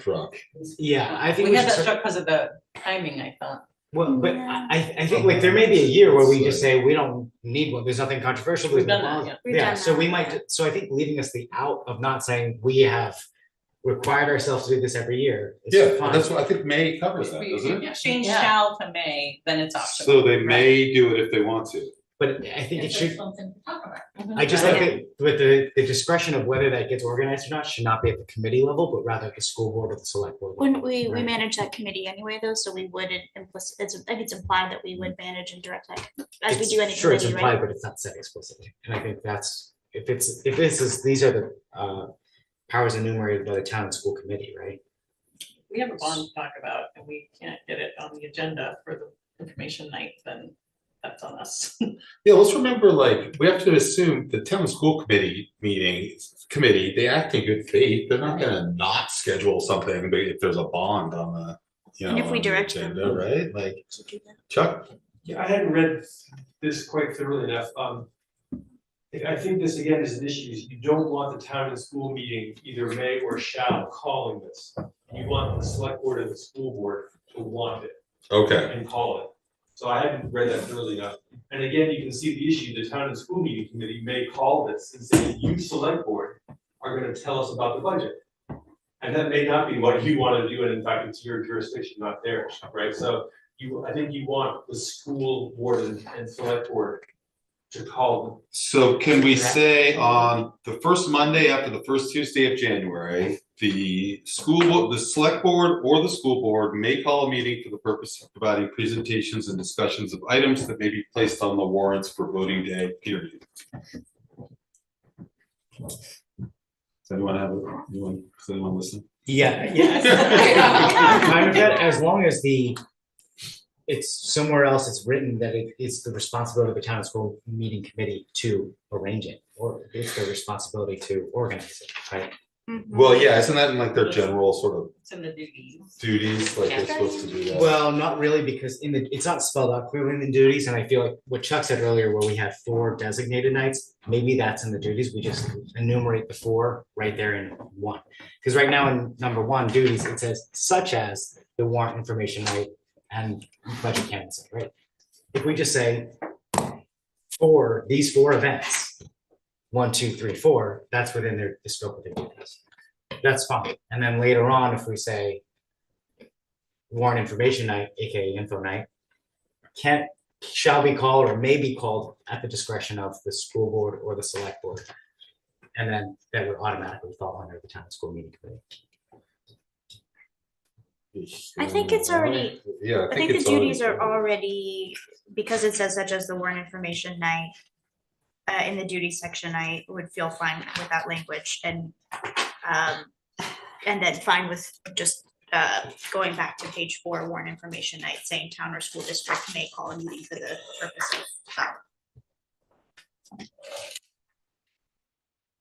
of. I mean, let's move forward. With number 1 though, the only thing that's missing there is town and school meeting, right? In the list. Number 1 duties. Right, other non-statutory aspects of the town meeting cycle prior to voting day. So we looked at warrant information night, budget and canvassing. The only other meeting they're really organizing is the town school meeting, right? Meeting day. That's the Saturday before. Why don't we just list all 3 instead of saying such as? Why don't we just say these 3? Well, you don't really have to say much because I mean, we're already 2/3 of the way meeting there. cycle prior to voting day, such as budget and canvas. I mean, such as doesn't limit it. Yeah, and I think this, like, why don't we just define it? So we say this is what the committee does, these 3 nights. And then why don't we just not adopt anything? Why don't we strike the charter? Why don't we just keep the charter as is Why and don't do the sales tax? Why don't we cancel the charter? I'll agree with you.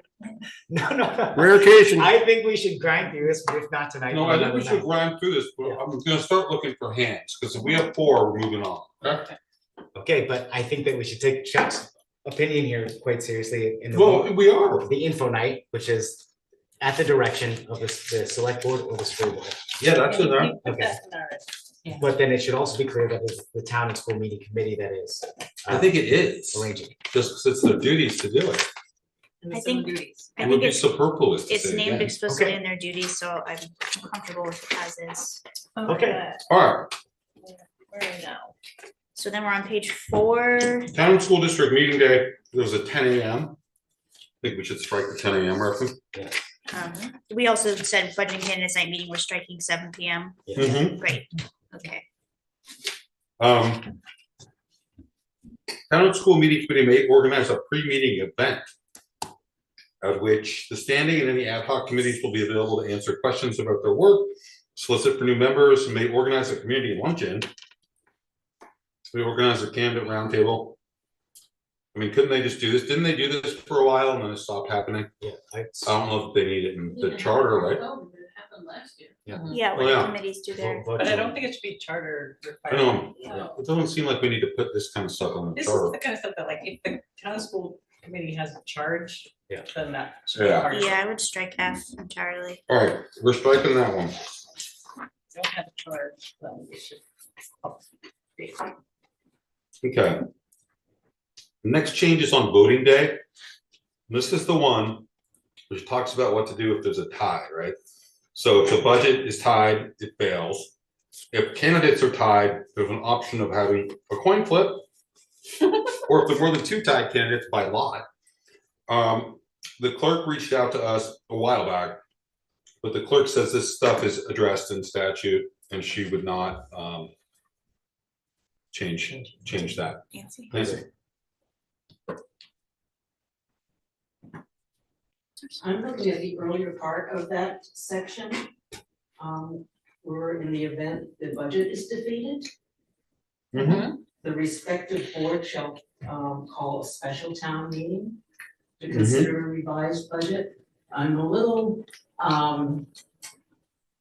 concerned about that, in that this would be a special meeting that would be an in-person meeting, as I understand it. And the objective of that meeting is what? To hash out a budget.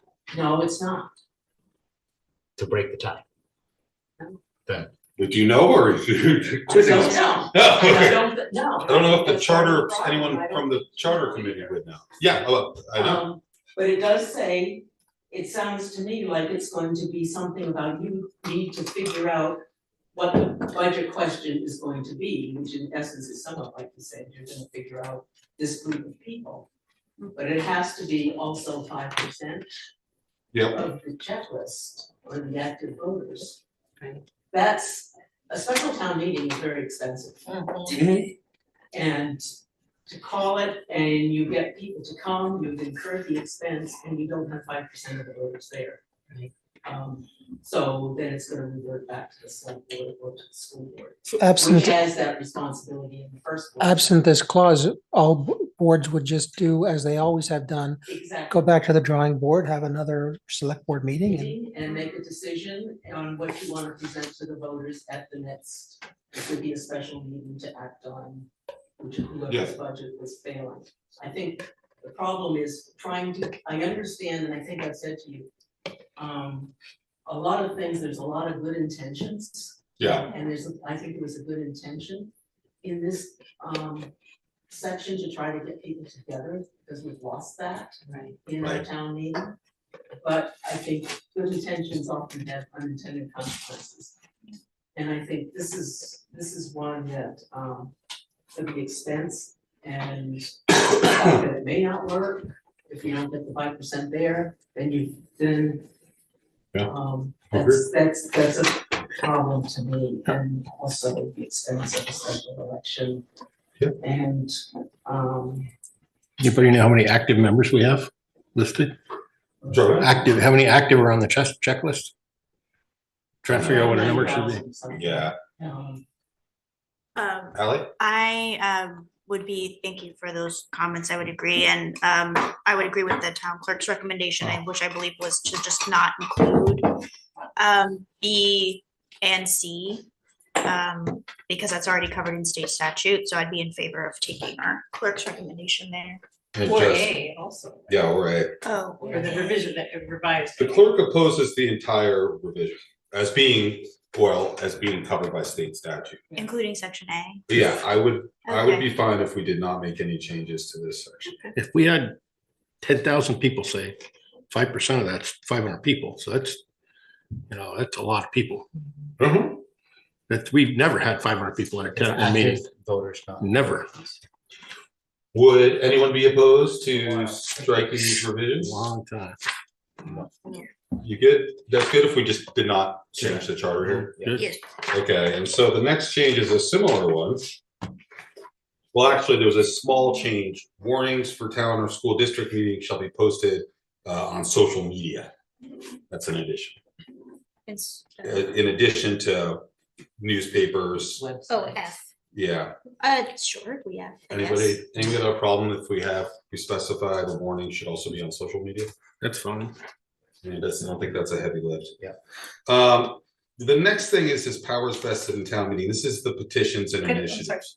just, can we say town and school district website, or it says town or school district websites printed period? Yeah, change that to and. I'm fine with it. Make it so, yeah, it makes more sense. The next one is the petition requirement. So again, the clerk thinks this says that this is covered in statute. It looks like the main thing, it does a couple of things, I think. One is to reduce the number of signatures required to get something on the ballot. And it also breaks it out into essentially types of petitions that affect town business and types of petitions that are like social commentary. And I mentioned, you know, like the ones in 1982 where the town meetings all voted about nuclear freeze. So I don't know why we'd switch it to two different ones. I also think, you know, 150 signatures, I mean, that's not a whole lot, but I'm there for people to discuss. I would agree with the clerk and strike that section. I would agree. Yeah, and definitely, is that the only place where the flag is active phrase? It was in the section we just struck as well. Okay. So how far are you gonna strike it? Just I would just get rid of all of it. 152A, 201A1 or B1? So it would be 123A, 202, all those additions. All of B? All of A, B, 1, Yeah. 2. Yeah, but there should be a means of people coming before the town. Well, they're in statute.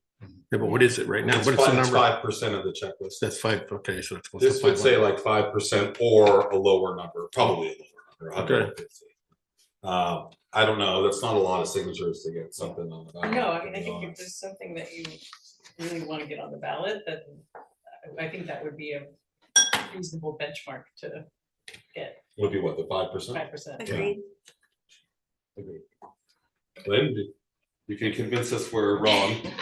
Now I have to stand up for FS. Apparently, and I don't know the issue, but apparently, he's been involved in trying to get some things on petition. And they haven't gotten on because there are 2 levels of percentages. Which I think is why there's 2 levels of percentages depending on what kind of item it is. In the current, in statute? I have never looked it up. So I can't I remember. checked the statutes. I didn't see that. That's why I mentioned it particularly, because I thought it was interesting that you'd have a different number of votes for like a stop the war versus, you know, something involving the town business. Yeah, I mean, if it's something of town interest, great town interest, I mean, 5% doesn't seem like a lot. And I'm not trying to, you know, For anything, because for someone any- wants to yeah. say we want to paint the underpass green and they get 500 signatures, Yeah. I think it should be on the ballot. Yeah, I don't see a real need to change this. And can we say goodbye, so long farewell? Did you have a comment? Oh, no, I think Okay. 5%, I was just saying, you were taking out people or less. At least. Oh, yeah. Yeah, the whole thing, I mean, in the statute, it says 5%, and I think that's, Yeah. I mean, if it's something that's important to people, you can get that amount. I don't think that's like insurmountable. And also, if you make it too low, every year there's gonna be something on the ballot, like reduce the select board to like 3 people. You know, I don't know. You It's might get like, 500 signatures for that. Well, for that. okay. The next changes that are substantive. All right, well, this is actually what I have in my memo, at least. Chuck had made a proposal, and I've heard this from other people, that we elect one person as both town and school district moderator, and we changed the term of that position from 1 year to 3 years. Now, this is something that Chuck mentioned. It wasn't in the original charter, but if it's something we wanted to do, we could do it pretty easily. Just 123A203. Or is it the one right before? No, it's that's the one. Oh, yeah, you're right. Yeah, Page 8. elected officers. Yeah, thanks, Mike. I'll speak to that. Yes, number 2, Lanning. Yep, I got it. Town and school district moderator. So getting back to Nancy's earlier observation, we're in an unusual place in Hartford in that the town meeting, the voters of their town meeting and the voters of our school district meeting are one and the same. Most towns, that's not the case.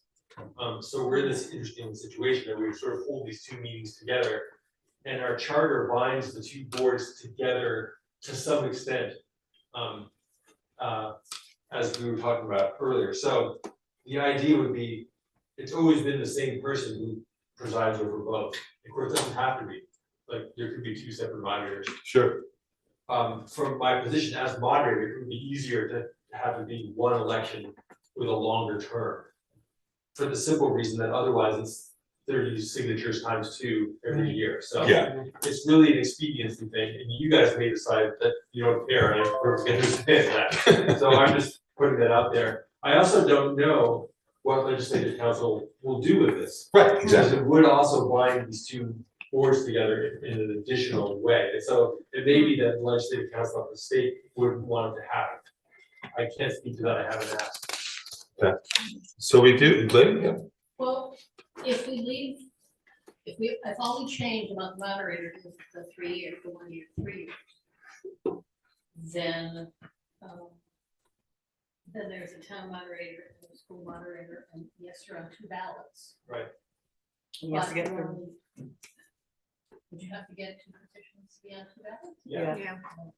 But you have to do it once every 3 years, Yeah. which would be good. The only downside might be that you could end up with like this weird staggered term when you've got people. But yes, that would also be a less complicated solution to just extend the term. So we could combine the two, or we could keep them separate and increase the term of each one to 3 years. They're both fairly easy drafting. Just extending to 3, is the easiest. But Is there any opportunity to consult with like legislative attorneys or anyone that would, I mean, I guess it's gonna be like just to see if there were any statutory reason it couldn't work? if you wanted to talk to the legislators, attorneys, you got to do it through one of our representatives. They could. They reach out to the Ledge Council all the time. And ask about it. The thing is, I mean, just would not, if there was some Time to like study. super minor formality that would prohibit it, it would be a shame to like have it jeopardize the charter. I mean, I'm certainly in favor of the concept. So maybe we don't combine them, but we give each a 3-year term. That splits the difference, right? I mean, Well, it's still 30 signatures. we've per got. person. But every time. 3 I mean, years. It's Yes. also worth just seeing if there's a way we can get a more definitive answer before then, if we want. Either Nancy or Lynn. Or both. Or both. I do think for purposes of notice and hearings, December 26th is probably your last shot at this. Yeah, gotcha. And hopefully we don't have a meeting the day after Christmas.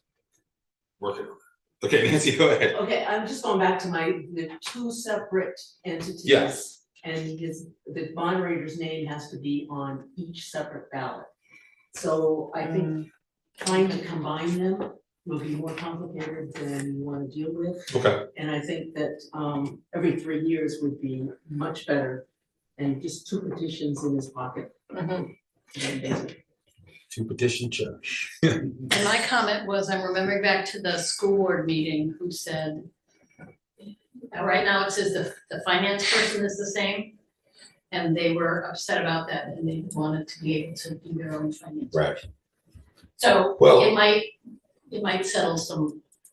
Yeah, I mean, one way to go ahead without possibly, mingling roles that shouldn't be mingled, we could change each to a 3-year term. Or since this wasn't part of the initial recommendations that came from the charter, we could just say like, sorry, Chuck, you're gonna have to get this many signatures for the next few years. I think we don't care. Okay. Yeah, I mean, I'm in favor of keeping them separate, but doing 3-year term. Yeah. I agree. Everybody good with that? Yeah. Okay, let me just make a note, extend.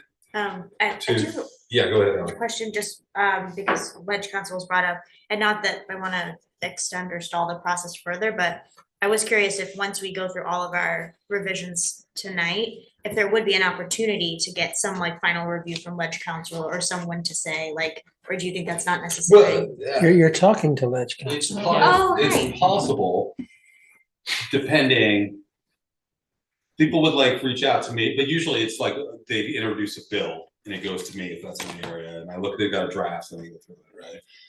If Becca or another senator or coach or Esme knows someone, they probably do, and they could just say, hey, can you take a quick look at this? Maybe they would. But More You more know. for the like, if there's anything where they would anticipate like, that's probably like, the legislature's probably not gonna be cool with that, like Yeah. to get that feedback. I mean, I Well, need to say I that's- trust you and also. Part of that is, it gets introduced in the House and it goes to the GovOps committee, and then they look at that, and if they say, hey, they're gonna go to they're gonna go to the bill sponsor, who's gonna be one of our representatives, be like, hey, this may constitute a problem. And then they'll probably just strike it from the charter. Okay. I mean, that's kind of how they do it. Once it's there, it's theirs. Okay, but belongs it to could those still have some committees. little modifications and not. Oh, yeah, we could send this out and it could come back entirely different. Okay. Right? I mean, not like necessarily like if the sales tax passed, I mean, they don't go and try to make like substantive changes, but even if this passes, there's gonna be things like statutory references within the charter that just get changed because everything's moved around, so they gotta go clean that up. The legislature does Things that. like, the legislature does that. Yes. Yep, Alex? I'm sorry. The couple of just kind of like redundant, like anytime here in these various lines about in accordance with state statute, Yep. why would do we need to say that? Isn't that implied? That would be in accordance with state statute? Where are you? Sometimes you want a reference, right? Like there's a change later on about the town manager's duties, where it basically takes out a bunch of enumerated duties and says basically the duties of the town manager are those set forth in, the municipal chapter on the town manager, right? Yeah. And in those cases, you want a specific reference so you can go and say, okay, these are the powers that we're talking about. But, generally in accordance with state statute isn't, you can leave it in, Yeah, it just seemed like redundant, but I'm happy to leave it in if Yeah. it's easier. So I think we agreed, we're gonna keep those two positions separate, but extend a 3-year term. Then our next thing, the next change is duties of elected officers. This is about select board attendance. Doesn't really change anything, but says basically like if someone's absent and or the chair or someone approves that they're absent, that gets recorded in the minutes. Normally the minutes would say present, not present. This seems like it would be something like not present, but approved to be absent. And I don't know if that's.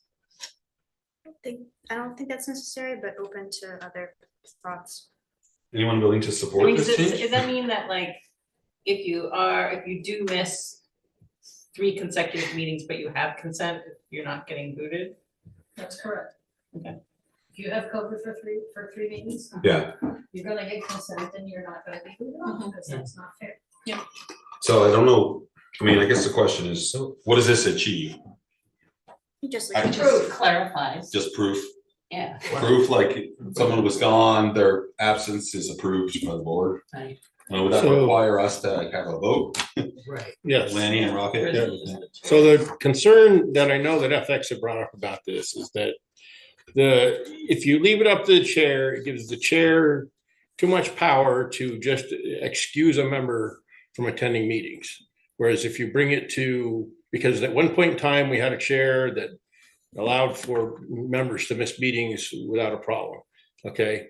If you leave it up to the board, it's a consensus of the board, whether it's a decision that person should miss a meeting. We are all given, well, hear me out. We are all given a list of the select board meeting dates at the beginning of the term. Okay. You're not reading the chart. I am. What I'm saying is, hear me out. Okay. Don't interrupt me. Just hear me out. But you're So making a point. don't It's not interrupt me. Keep it Okay? civil. You're given a list of when the meetings are. Yes. Okay. If you cannot make the meetings, okay, that's for a legitimate reason. That's one thing. However, when you take on the duties of a select board member, you have a responsibility to make these meetings. Okay. That's what this is basically saying. Okay. Mr. Chair. Right. Lanny, it says without the consent of the select board. Yes. Okay, that's in the charter, right? The current charter. No. The select Yeah, board. no, all this does is record it in the minutes. Well, the track changes I have say that's the charter, and then what's not in the charter says the consent for absence shall be recorded in the minutes. Yeah. That's the proposed. That's the addition. proposed change. So the current language of the charter, if I'm not mistaken, is that it says without the consent of the select board. Is that Where? correct? No. Where does it say that? Incapacity shall include the failure by any member of the board to attend at least 70% of the meetings in a 12-month period, or missing 3 consecutive meetings without the consent of the select board. Not, So not where- the select where board is it? chair, but the select board. Yeah. Okay. Okay, so I'm looking for. Okay. I'm looking for it.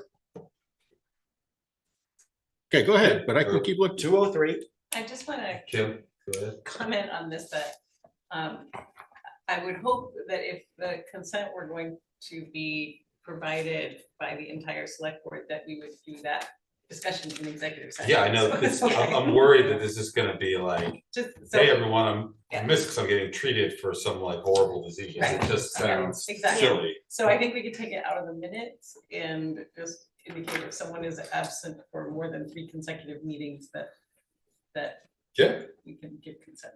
We're not, yeah, but we haven't been doing it now. No one's had to.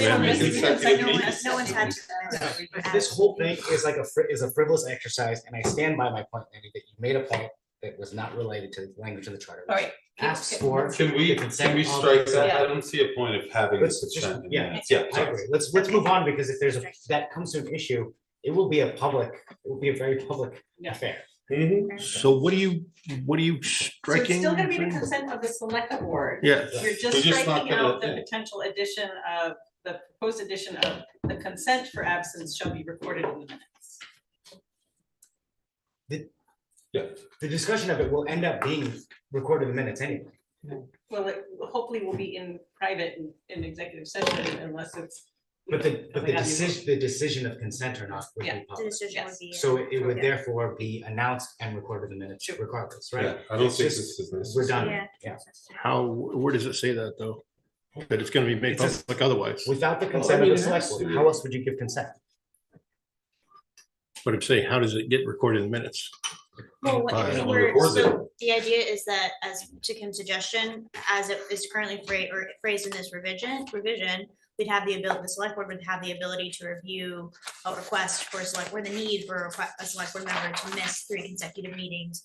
If it's a personal matter, like discussion executive session, but we would record, as we do with any executive session, if any action was taken, what that action was taken without the details. How would that read in the minutes? We would say the select board approved by a The majority of absence of whatever any.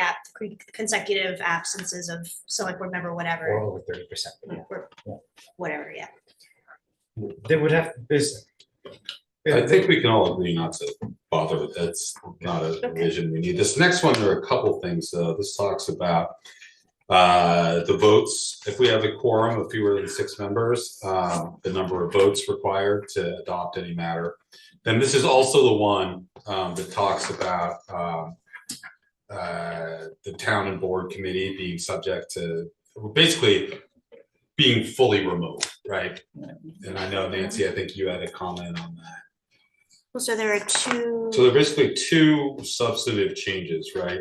So if we have if we have a meeting of less than 6, we need at least 3 members to adopt anything. Right.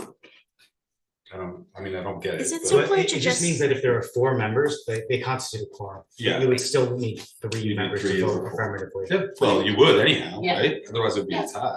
Couldn't we just say, I was a little bungled Well, by this well- too, couldn't we just say majority of those in attendance? Like, because if it was 4, then a majority, because 2 would be a tie, a majority would be still be 3. That makes sense. And Well, then that if would it- need to work. And then if there's 5 people, the majority would still be 3. Well, So FX's language here really makes sense though. The comments, I just feels a little confusing, but I can accept. did you it, read it's his just comments? confusing. Yeah, he was did. avoiding a situation where someone like abstained, right? Yes. And then it was like a 2-to-1 with an abstention. Flip a Which coin. I don't know. Well, Kim? also we have had situation where it's a tie and the vote has failed. And I don't know if that's Mhm. if this would apply here. I guess it wouldn't, because it still be, I I don't know. I don't really feel strongly either way about this particular provision. I'd be fine including it, I guess. The provision that I would strike is the one for the full remote participation, because I feel like that's tough for some of these committees to do. Right. Yeah. Then we can do it, sure, and I some of mean, the can bigger ones can can we do just it. change shall to may? Take it out. Maybe held in the I guess. May be held, and then the town budget may provide. Yeah, I mean, it's again, we're just sort of adding language. that may or may not be necessary, but I don't see a problem with it. As long as we don't mandate that like the little tiny committees have to do full participation. I think Nancy brought up some of the concerns as well in her email about this section. Mr. Chair, just going back to E before we move on from that, are we keeping it or? No, well, I don't know. That's the thing. I don't think we've decided either way. I don't think it's necessary, but It's possible, but it's such an edge case. It means 3 of us would be absent and the 4th would be abstaining. And then there would be a split vote of the remaining 3 to 2-1. I mean, it's possible, but it's very improbable. I don't know. But It's, I mean, it's honestly, good to, like, good to think through some of those things, right? Like, sorry. Yeah, go ahead. I mean, having a framework to go back, like if we were in that situation and we were like, oh my gosh, what do we do? I do like the idea that we can say like, oh wait, there's something about that in the charter and we can reflect on it and use it. Like, that's what it's there for. So it's like there's 5 of us. Oh, how many votes do we need? We need 3 votes. It's not bad. I mean, we just may never use it. We may never use it, but it's not bad. That's right. I just want to raise that point and I can. I always thought that it was a majority of the elected select people that must be voting even absent a few members. Right. I thought a majority is always going to be 4. We should find out then if that is, because I know that has come up and I don't know that I've ever known. It's the extension, the abstaining part, which creates the That's difficulty here. easily researched. I actually really like that language, you know, it does make sense if the citizens of Hartford elected 7 of us and they always want a majority of us to vote in a direction. Yeah. What's gonna be so urgent, So- they can't wait for, you know? So if there were 4 members present who want to excuse themselves from a vote by abstaining. Then you punt on the vote until you have enough members. Or it'd have to be 3-0, right? No, it would always be a minimum of 4 You could have two select against board 1. members voting affirmatively on any action. That's kind of what John was referencing. That's what I'm thinking. And I have definitely I like heard that reference. I do not. have Okay, so the- what are we doing? Are we Oh, keeping and this or are we Dan has striking a hand this? up, too. Want to hear what Dan says? Yeah. Go ahead, Dan. I want to think about liquor licenses. When Kim and I or Denise was on the board and someone was involved with an organization where we had to recuse ourselves. So that it's a potential situation we have, and we should have something in place to either vote on it or table it to the next meeting and let those parties involved know that's why we're doing it. So that's my only concern. It is a potential situation. So I'm not would- renewing my liquor license for that. So what are we keeping this or are we striking this? Do we have a Can we consensus? research Well, we can research it. Okay. But meanwhile, you can take action on the language and then we can find out whether the research trumps what you've got in mind. Why don't we leave it for right now? Do we mind leaving it? Let's leave it unless we are. Okay, Fine. we're gonna leave that. I would Dan says propose striking H or changing shall to may, but probably just striking H, which is requiring the full remote participation for all of these committees. Yeah. I agree. Everybody good with that? Are you saying H, is that what you said? Yeah, we would just strike that. Yeah, I mean, you want to strike it all Yeah, together. let's just strike it. Um, Look, our boards are pretty good, I think, striving for participation, Right. right? But there's some that it's just not gonna be possible, and there are gonna be instances where it just doesn't work logistically, you know? So If anyone is Whoa. on Zoom, if you could mute yourself, because we can hear your static, We can just have a note. or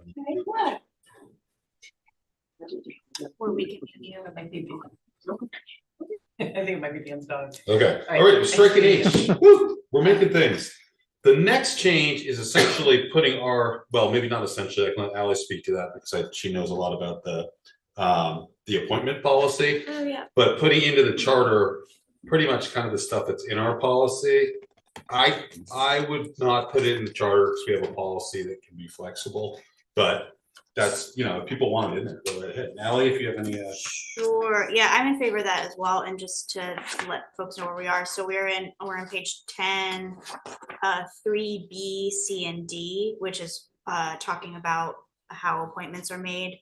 And most of it is in our newly adopted appointment policy is mostly in line with what's in this language, with the exception of the number of select board members required to do a removal in section D. But I think I'm of the mind that if we can strike this and then we have a policy and we're an internal policy and we can still be nimble and don't need to wait for a charter revision to revise that policy based off of changing needs and how we need to do a committee appointments, I would love to strike it personally.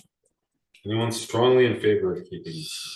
So a question. Yeah. Our current policy has C in it, correct?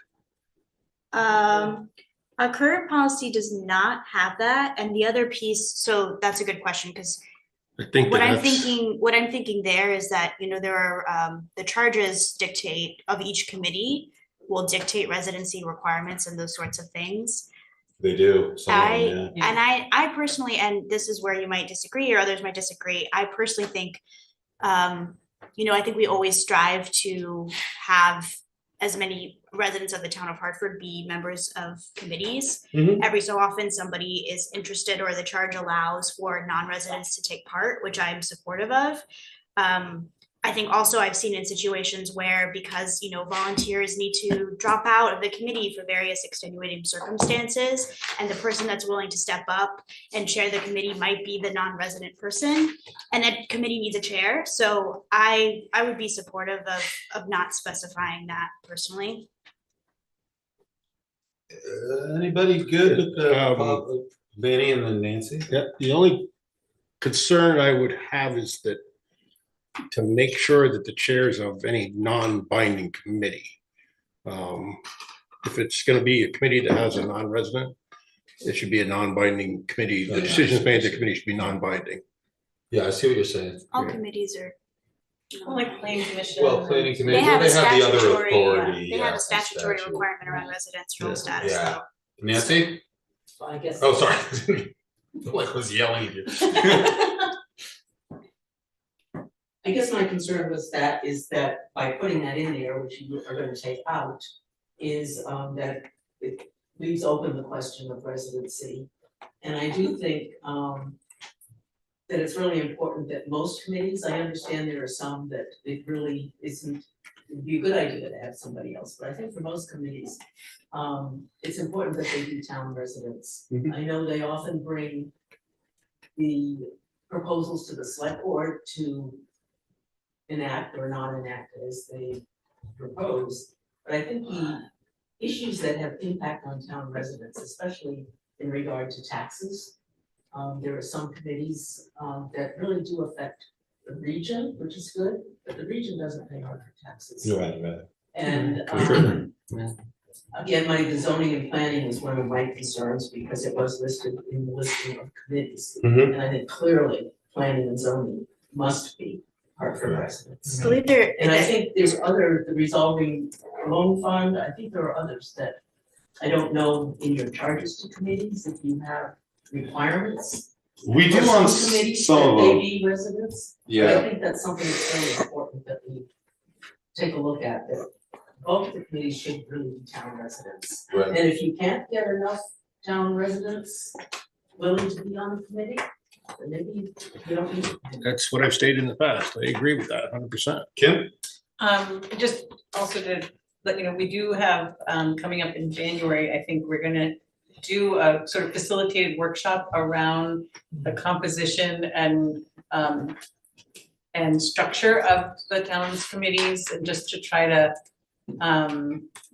be more consistent around the whole process, so that we probably will develop some other internal policy around like even like select board liaisons and who, you know, like how some of the ones that are just generally, you know, not the planning, we're not going to change anything with the zoning or planning, but with the general charge committees of the town. Anyway, that should be happening in January. And I think that's good because you have, obviously the select board appoints the committee members, but select boards change. And then you're going to be looking at really inconsistencies on when you have to have residents and when you don't have to have residents. So I think maybe what you're talking about, they will clarify that.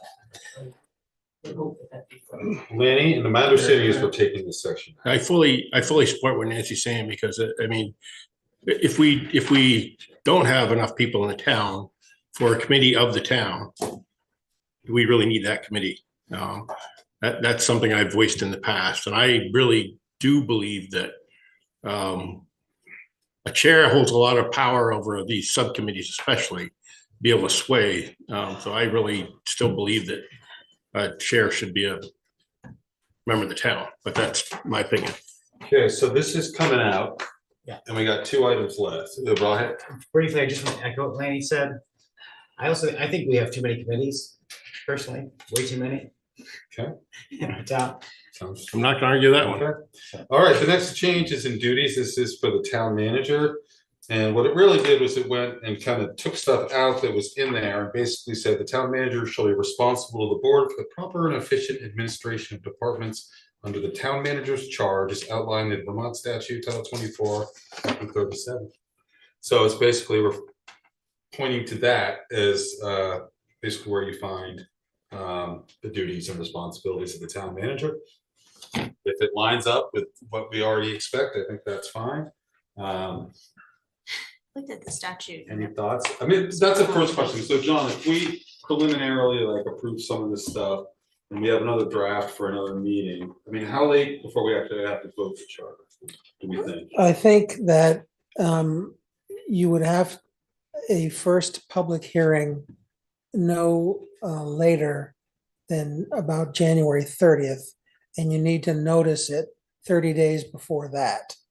So we're talking about doing something, getting something publicized at the end of December. Okay. So I'm thinking like, yeah, let's provisionally keep this in and then check the statutory reference, see what we think. And then we'll just vote the actual charter at another meeting. But because we have other like budget meetings. That's certainly true. If you didn't want to use have to do it December the 14th, 26th, you yeah. can do the The 14th or the 19th. 19th and 20. That's true. 19th and 21st have been set aside as budget related if needed. So Okay. it's there. Any thoughts on this one? We want to wait and do the statutory check to make sure that this. I mean, I read this statute not in super detail, but it seemed fine to me. Okay. So I'd be fine with as is. All right, Chuck?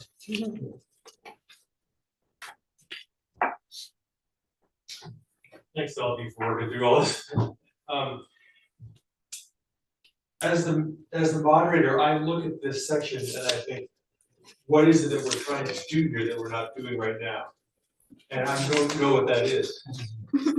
I think that everything you're saying here is in state statute. I would encourage you not to put it in, only because you can picture a town meeting, somebody says, well, what about this in the charter? And the problem we have is there's a lot of stuff that's like, nobody knows, right? Yeah. Is it something that's unique to Hartford or is it general state statute? So unless this is changing state statute in regards to town manager, I would encourage you not to add it. Okay, Chuck makes a good point. And I think we discussed how somewhat of this is reorganizing, not changing. So you're talking about not changing the language at all from the original content? I'm sorry.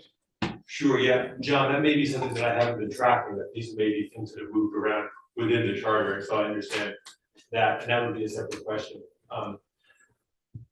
Probably, hopefully this will be the last time I speak, so I would encourage the board, in my notes to you guys a week ago, separate from all this, maybe like, you know, in the new term of the select board, would be to try to hire some counsel to go through this draft, to go through our charter and figure out which is the stuff that really is relevant to the town, which is.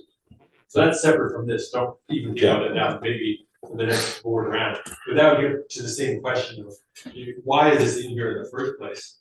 And what is it accomplishing? Right. Well, usually before we put this to the voters, we put it for council to check it out. Yeah. Yeah. Yeah. And what do you think? there can be revisions during the public hearing process. Right, but I mean, town council has always reviewed this before we put it to voters. You know. So do we want to keep this in or take it out? Take it out. I would take it town out. manager duties? Yeah, because in doing this and saying, you know, if you look at the original charter, there's like a number of enumerated duties for the town manager that just get taken out, like deleted. and then everything points just towards the municipal Mhm. chapter. I see. So I mean, I don't really have an issue with not including this. Yeah. Can we scratch it? All right, oh my God, we came to the last item. Assistant, the main one, all right, so collector of delinquent taxes, these duties shall be assumed by the town manager or the designated. But the assistant town treasurer, and what this would do is it would require the town treasurer to appoint an assistant town treasurer when the town treasurer is indisposed. The idea, I think, is that if like the town treasurer can't be somewhere, you can appoint someone who would only work like in his or her absence, make sure that things are kind of seamless, because I think there was some issues when John Clerkin resigned before we got to a major in there. I'm okay with it. I might change shall appoint to may appoint. Yes. But Can I back you up a second, ask you how much of the duty section you wanted to slash? all of it, No, well, we have 4 or 5 or 6. because you've got acting town manager. What? Part. You gotta leave it in there. I'm sorry, what? The acting town manager portion, you gotta leave in there. That's still in there. It's That's just, still in there. Then you're looking at the wrong track. it's just the duties. I'm looking at Yeah, it's just the Okay, duties. okay. We would leave the current town manager parts of the charter Okay. unchanged. All right, all right. All right, what do we think about this assistant town treasurer? I will say, as someone who served as the deputy treasurer for the town of Canaan, New Hampshire many years ago, Ooh. I one time had to go in and fulfill those duties. But also, the town paid me $500 a year. So I think if it is something that we do, that it. For one time, they paid you $500? Well, they paid me $500 a year regardless of how many times I needed to go in. I only needed to go in and do it once. So I guess that, and maybe even if there is some sort of stipend attached, I don't know, but, or even a per diem or something like that. But I think it's something that if we're going to put in the charter, that it should be considered to have some sort of compensation attached to it. It does say compensated. Yeah. So At the same rate as the town treasurer. The town treasurer is paid like a $10,000 or something, right? But it would be like an hourly thing, probably. It's at the right? same rate, so you pro But the rata. town treasurer is not an hourly rate employee. Yeah, but they figure it out. It's like, look, I'm gonna be gone on Tuesday. I need to do this. I came in, took me this long to sign all this stuff, and then I hit the road. Okay, I mean, I would clarify that because I think the treasurer amount is just like a lump sum that is not paid hourly. I'm not 100% sure as I sit here. And I definitely could be wrong, but I think it was sort of like, like the health officer. I mean, it's not a salaried position. Yeah, it could really chew up a lot of funds if the town treasurer were out on had an accident or something. You could just say compensated and not at the same rate as the town treasurer. I'm rifling through the consent agenda, which has payroll. If it were searchable, I'd look. It's searchable. Anyone have any thoughts on this one? Should we just say compensated and? Shall not or say may? something, right? And what, just say compensated? Yes. Yeah, I'm supportive of May. Shall be compensated. Okay. When exercising their powers. Now let's change that shall to may. Well, zero. You say someone would do it without being compensated? Oh, no. The first May. shall. Oh, the The first first shall. the first Yeah, shall. no, I this shall thought be you meant compensated. the second one about shall be compensated. Just a small note on that, upon written notice to the town, there are, when we talk about edge cases, there's edge cases where you can't send a written notice. Could be just notice to the town, be verbal, right? Yeah, I'm sorry, just show me where it is. Third line, Third third Third line. line, end of the first Upon written sentence. Notice to the town. Oh, just upon notice? Notice, and then to the town, I mean, who's the town in that case? I sort of think that maybe we should. The town manager. Yeah, Or the finance director, or Right. whoever you want. right. Okay.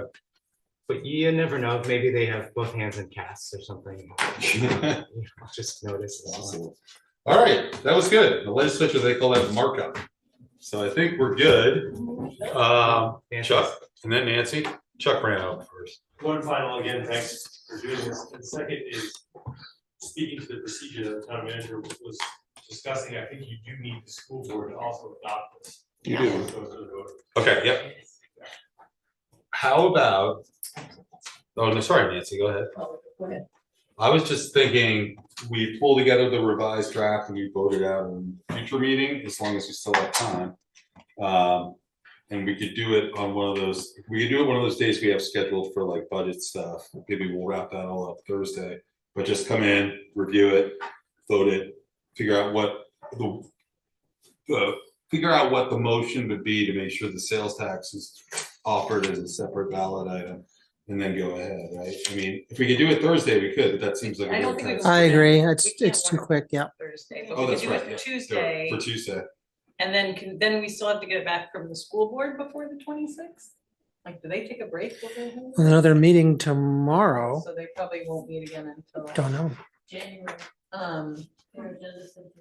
So we may have a tight turnaround for that. Oh, They may there's- need to have a special meeting. Yeah. If they want to. Right, I mean, right. this could go to them and they could be like, yes, thanks, but we were not interested. Although most of the changes here are for the town, you know, so. Nancy? This discussion just brings up that I'm feeling the time frame is really very tight, Mhm. especially in time for the community and the public to really get to know what is in this charter and to weigh in on what the changes might be. Mhm. And I know you don't want to hear this at all, but I'm really hoping that maybe you would not put it on the agenda for this particular town meeting. You mean on the ballot? On the ballot. Yeah. It is, it's, I know it's been in the works for a long time, but I think throughout the whole process, the public has not been involved. And it's really only very recently that, local people involved in the town affairs have really taken a good look at it. And so it concerns me that it's gonna be rushed and put on there, without people having to be really thoughtful about it. It didn't say anything in this charter about when you can revise the charters.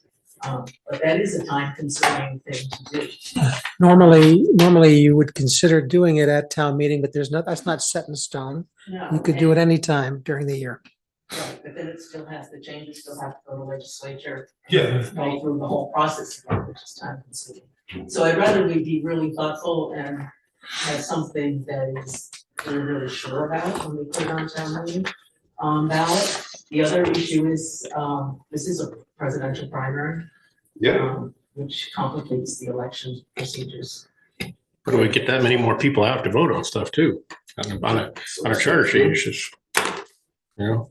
It may bring out people who have no interest in the charter or town affairs. They get two separate ballots. They'll get a primary ballot and a town. Great, they'll get school district ballot, a town ballot. Just a thought. Yeah, no, thank you. I think that's great to hear. And then, can we have something before we go? We still would have, with that timeline, if we can get it through the school quickly, we would still have like two public hearings? Two public hearings. So there'd be two public hearings plus the information night. I mean, if we can do that, I'm comfortable with that amount of public engagement. Two public hearings and the information night. And it has been presented in the public a couple times now. Yeah, all right, well, that's something for us to consider before we I do. do anything on that. Yeah. Sorry, I would just add, like, I think we talked about that, this would be the kind of thing that, like, instead of, you know, not reaching out directly to landlords or business community members, like, because that's not okay to target certain people who might have more interest, but to more generally publicize, there are some updates to the charter being proposed. Here are the opportunities to come learn about them. I mean, very much supportive of as much outreach in that way to promote those things as possible. You know, the other thing too is like, so if this gets adopted by the voters, it goes to ledge council or it goes to the legislature. They introduce it. If it doesn't get passed before the end of the session, it dies because it's the second year of the session. So maybe we just have to do the same thing the next year or two, just based on the legislative schedule. Not that that should, I think, affect our decision in any way, but it's just reiterating that this is sort of a complicated process with a lot of independent actors, you know, coming to weigh on. But thanks everybody for coming by and helping us hash that out. I thought that was productive, even though it's late. So our next item is commission reports. Manny, got any? Everyone. Rocket? Nothing. Ally? I have some. Sorry, I'll talk fast. Hartford Committee on Racial Equity and Inclusion, they were preparing their entry for the annual town report. They talked about the possibility of a future committee retreat to align on strategic goals, and there's still one committee vacancy. Resilient Hartford on December 5th, the committee hosted a community discussion about the future of the Clifford Park Food Forest and Beneke Garden, with consideration to floodplain location, ways to strengthen the food forest and community engagement, and collaborate with more town committees and commissions. There's still one committee vacancy. Finally, Hartford Committee on Housing and Homelessness, the committee brainstormed a structure for the potential housing development program pilot project. The Norwich Housing Committee is interested in potential partnerships, so we might be meeting with them in January or February of next year. And there's still one committee vacancy. Good, thank you, Ellie. Mary? Yeah, Hartford Conservation Commission. This meeting on December 4th mostly became a planning session for the following year's programs and events. Ted Levin will lead a mid-January winter ecology trip on January 20th at 10 a.m. Sky is interested in leading a family-oriented nature outing in January as well. Most likely, April 20th would be an invasive species date for working on honeysuckle in the forest and garden mustard along Kings Highway to follow at that time or early May. The Salamander team has an event tentatively scheduled for April 27th. Ted Levin would again lead a spring bird walk May 18th at 5:30 a.m., whereas Green Up Day will be on May 4th. Stay tuned for other events to take place in 24. Connecticut River Conservancy, jointly with Hartford Conservation Commission or the Select Board, announces the relicensing of the Vernon, Bellows Falls, and Wilder hydro facilities owned by Great River Hydro, a subsidiary of Hydro-Quebec of Canada, and invites comments, courses of action for submission. This license will extend from current times to approximately 40+ years into the future. Formal comment period will be announced by the Federal Energy Regulatory Commission before issuing a 401 water quality certification in both New Hampshire and Vermont. And the HCC will work with the IT department to make sure that all information regarding the Conservation Commission is only in one place on the website instead of several. Thank you, Mary. Dan, any commission reports? I'm good, thank you. Kim? Planning Commission met December 4th and reviewed 4 applications, all from BlackRock Investment LLC. There were 2 preliminary approvals that were given for subdivision involving a boundary line adjustment and the one step of the preliminary approval for the plan development. And then 2, the applications were continued, one for the 48 dwelling unit. The background noise. Okay, sorry. 2 were continued to February 5th, and the Planning Commission will meet next on December 18th to consider site development plan for the Town of Hartford School District project that John mentioned earlier, and the Planning Commission, and to consider the site development plan for the proposed emergency shelter at 608 North Main Street. Commission currently has no vacancies, though member terms are expiring in January and March of 2024. Okay, thanks. I don't have anything. Consent agenda, I'll take a motion. Mr. Chair, I move that Select Board approve payroll ending December 9, 2023, AP manifest of December 8 and 14, 2023, the meeting minutes of 11/28 and 12/5, 2023. And those are already approved.